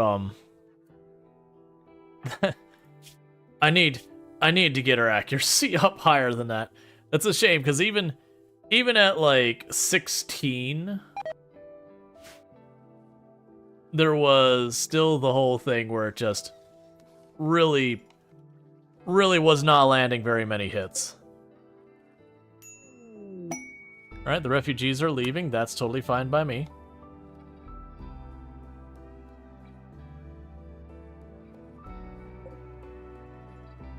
We can go out here, storage, turn on raw resources outside. Then we can start moving the stuff out of our storage room. Because I want to get all this armor and all that stuff inside before it starts rotting for no reason.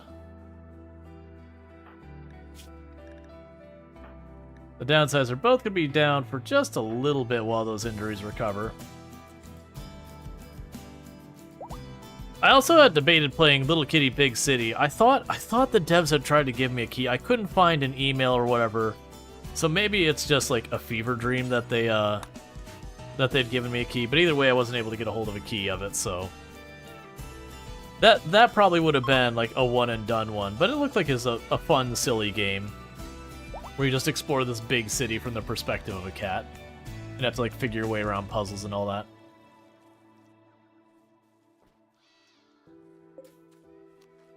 And we can turn that back on. Oh, I'm not gonna have the power to run you, never mind.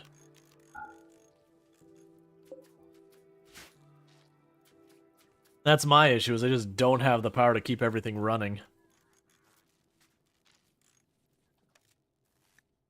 Quest completed. Cool. And repairing all our mechs. We're getting this all sorted out. Alright. Yeah, so we're basically being component starved. Let's see. What map do you use for the Survivor Man Challenge and Farming Sim? It is a modded map called No Man's Land. No Man's Land is an excellent choice for that one. There's also, what is it? Calm Lands? Those are two that I know people tend to choose, because the entire idea behind that is you have like a sell point as like the only existing stuff. Otherwise, it's just open area to make what you want of it. Because if you choose one of the maps that have like all the existing fields and all that, you know, there's certainly discussion to be had about just using the contracts, whatever, that kind of thing. Oh, I need to get you, once you're done repairing that one, I need to get you back up there so you can drop off the,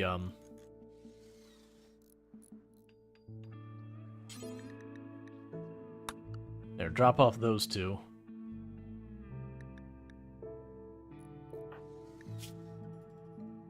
Yeah, that's an excellent one. Highly recommend No Man's Land. The only thing that's a challenge is if you are new to Farm Sim and you do not know how to make your own fields from scratch, you will have to do that. It's not a difficult thing to figure out, but it is a thing you might end up needing to look out, because a lot of that stuff isn't particularly intuitive in the game. They're just kind of like, we could give you a guide on how to do it, but we're not going to bother. So, good luck, I guess.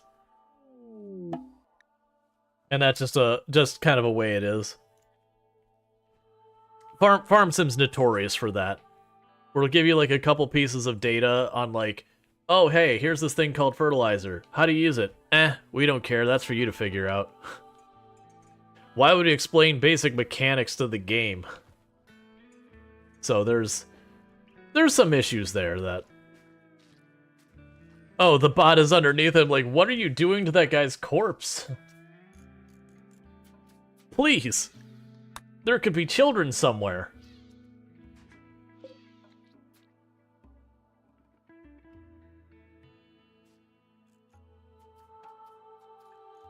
Alright, bear with me, chat. I need to use the restroom again, so I'll be back here in just a minute or so. Yeah, just a minute or so, and I'll be right back. So thank you for tuning in.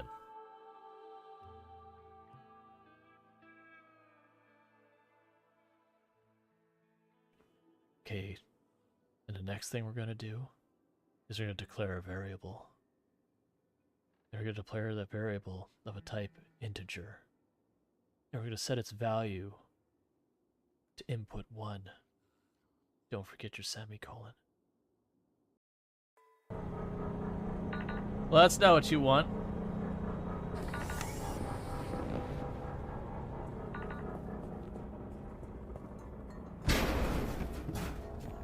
Don't worry about it.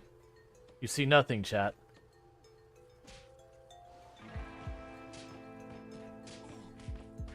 Nothing is happening here, chat. You see nothing.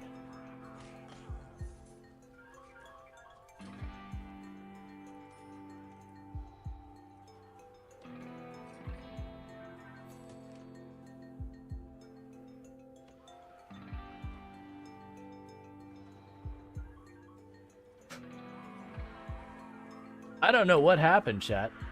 Everything was fine. And then it wasn't. Once I am actually not being dealt with the word. But let's say, you know, I'm getting exhausted. I'm in a bad way. I can't fight what's left. I'm too tired. So what I might do is I might do something like this. I go, okay, you know, I sneak around here. I cut the corner real fast. Cut the second corner. And then I go sneak. And the reason you do that is you pull the zombies, they lose line of sight of you, and they lose line of... Alright, I am back. So, what I am going to do is we are going to probably put up a poll to see what we're doing for the second half of the stream. Because normally I switch games around 11 p.m., but we'll put up a poll, see what people think. It's definitely been a time right now that I've been struggling to figure out what I want to do. What are we doing now? For like something like a long-term second game. We'll go ahead and do Farming Simulator 22, because that is one we have something that's ongoing there. I'll put Dismantle on the list. See if people want to do that. We're to the point in Dismantle that we were doing the DLC content. We already finished the main story. What else do I want to put on the list? We already finished Planet Crafter in its entirety. I literally have one achievement I've just been grinding on my own time. That's actually a real slog of a grind. I did actually finish Pacific Drive on my own time, since that just didn't do well in the channel. Like, it's a great game, but it just wasn't a good fit. I'll put Galacticare on there, which we played the other day. That is like 2 Point Hospital, but in space. It's a pretty solid game. Let me go ahead and make sure I can see if chat has any suggestions in there. Basically, just trying to figure out what we're going to be doing for the second half of stream. We did Big Ambitions recently. That was fun, but like that's one that's usually good for 2-3 streams, then starts to fall off, which is what did. Software Inc. hasn't had a major update in a long time, has it? I mean, it had a regular update not too long ago, but it's mostly just performance kind of stuff. Sunhaven, we're waiting for the big update. Coral Island are waiting for the big update. Roots of Potch are waiting for the big update. Oh yeah, also, for anyone who hasn't seen, Farming Simulator 22, the base game is free on Epic right now. Was Big Ambitions the semi-RPG managed sim in the city? Big Ambitions was the one that you're like a serial entrepreneur where you just keep opening business after business after business after business and grow like your corporate empire in Manhattan. We did I Am Future to completion very recently. I showed Hotel Renovator very recently.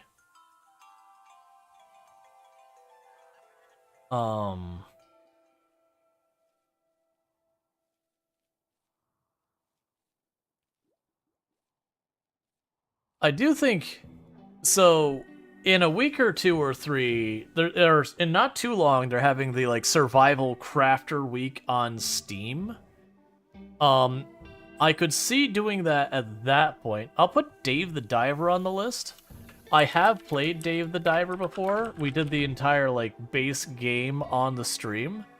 If we vote for that, we can decide if we're just gonna pick up where we left off and just see what happens. I need one more. All right, Randall Thor, thank you so much for the lurk. I do appreciate it. We did Supermarket Simulator. Okay, you want Fennec Foxes? Yeah, we're not doing that because we have our rules.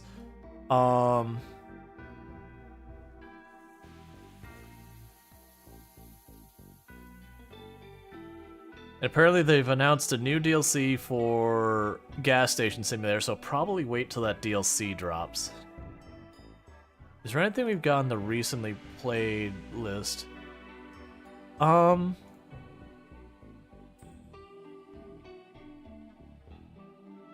do you see upcoming events? I have talked to a bunch of people who know about the events going on. I don't think it's hidden stuff. But a lot of them have been able to say, hey, here's what we've got going on. Like, here's the list of what's coming up in the next couple weeks. But they do things where it's like, this week is this, that week is that. I don't believe that's anything that isn't shared information.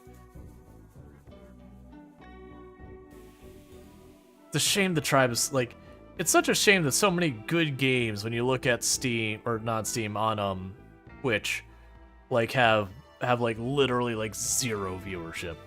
It's such a shame. Because there's so many excellent games. We do still play a bunch of them. But it's just how much Steam, or how much Twitch is just like, what is the latest fad is kind of the, well, not even the latest fad, like, what is the already established big things? You know what I'll do? Here's what we'll do. This will be potentially an upset. Project Zomboid. Realistically, if we're doing Project Zomboid, just to be clear, it'll probably be messing around with Venus, which is our big run. And that's just because, unless I'm going to be committing a number of streams to it,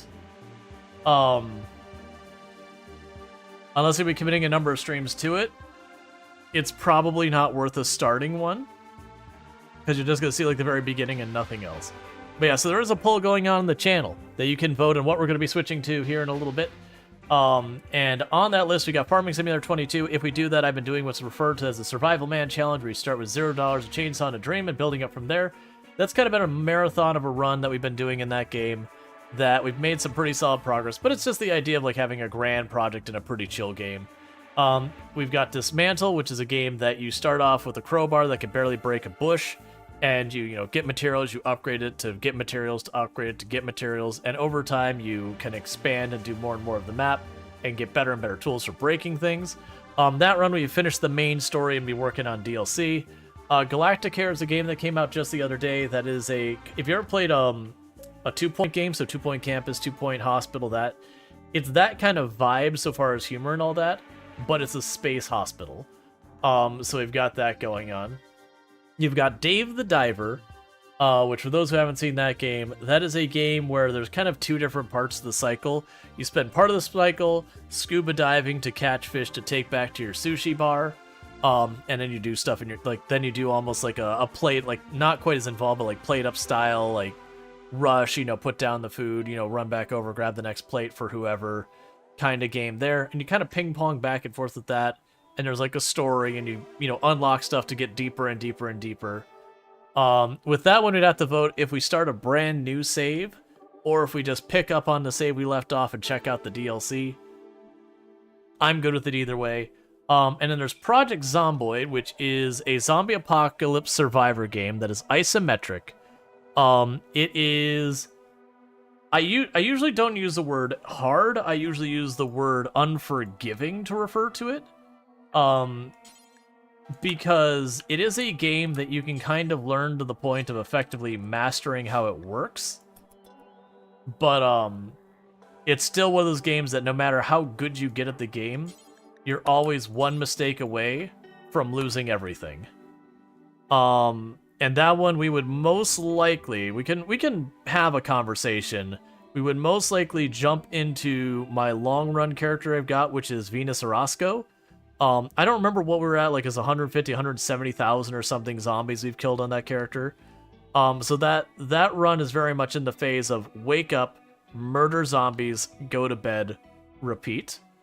With not a whole lot of variety otherwise. There's just, people be like, build a base, and it's like, but there's no reason. Go do this, but there's no reason. That's just it.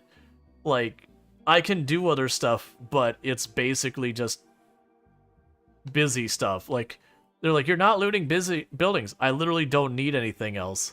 So there's that. We could potentially see about some other kind of run, but if it's any type of long form, I'm not going to do it, which is kind of the catch there. I just realistically will not. I'm not going to start a run that's going to take me 8, 9, 10 streams to do anything meaningful in, is the way I will phrase it, because I will be burnt out by the time that's done. I'm fine to play right now, but I don't want to commit to a long run that I'm not going to see through, is the way I would phrase it. I love the game and all that, but I burned myself out real bad in the past. So I'm down to play it from time to time. Just don't want to, I don't want to start on a no loot run or another 16x pop run fresh from the beginning or anything like that, because I'm not going to commit the hundreds of hours it's going to take to get that to be anywhere satisfactory. Not until Build 42 drops. If Build 42 drops, we can talk about it. But yeah. And so far, we've got Galactic Hair ever so slightly in the lead. I'm honestly surprised that Dave the Diver's so high in there, but no problem with that. Dave the Diver's an excellent game. But we can play any or all of the above. Well, I mean, not all of the above at one time. That doesn't work.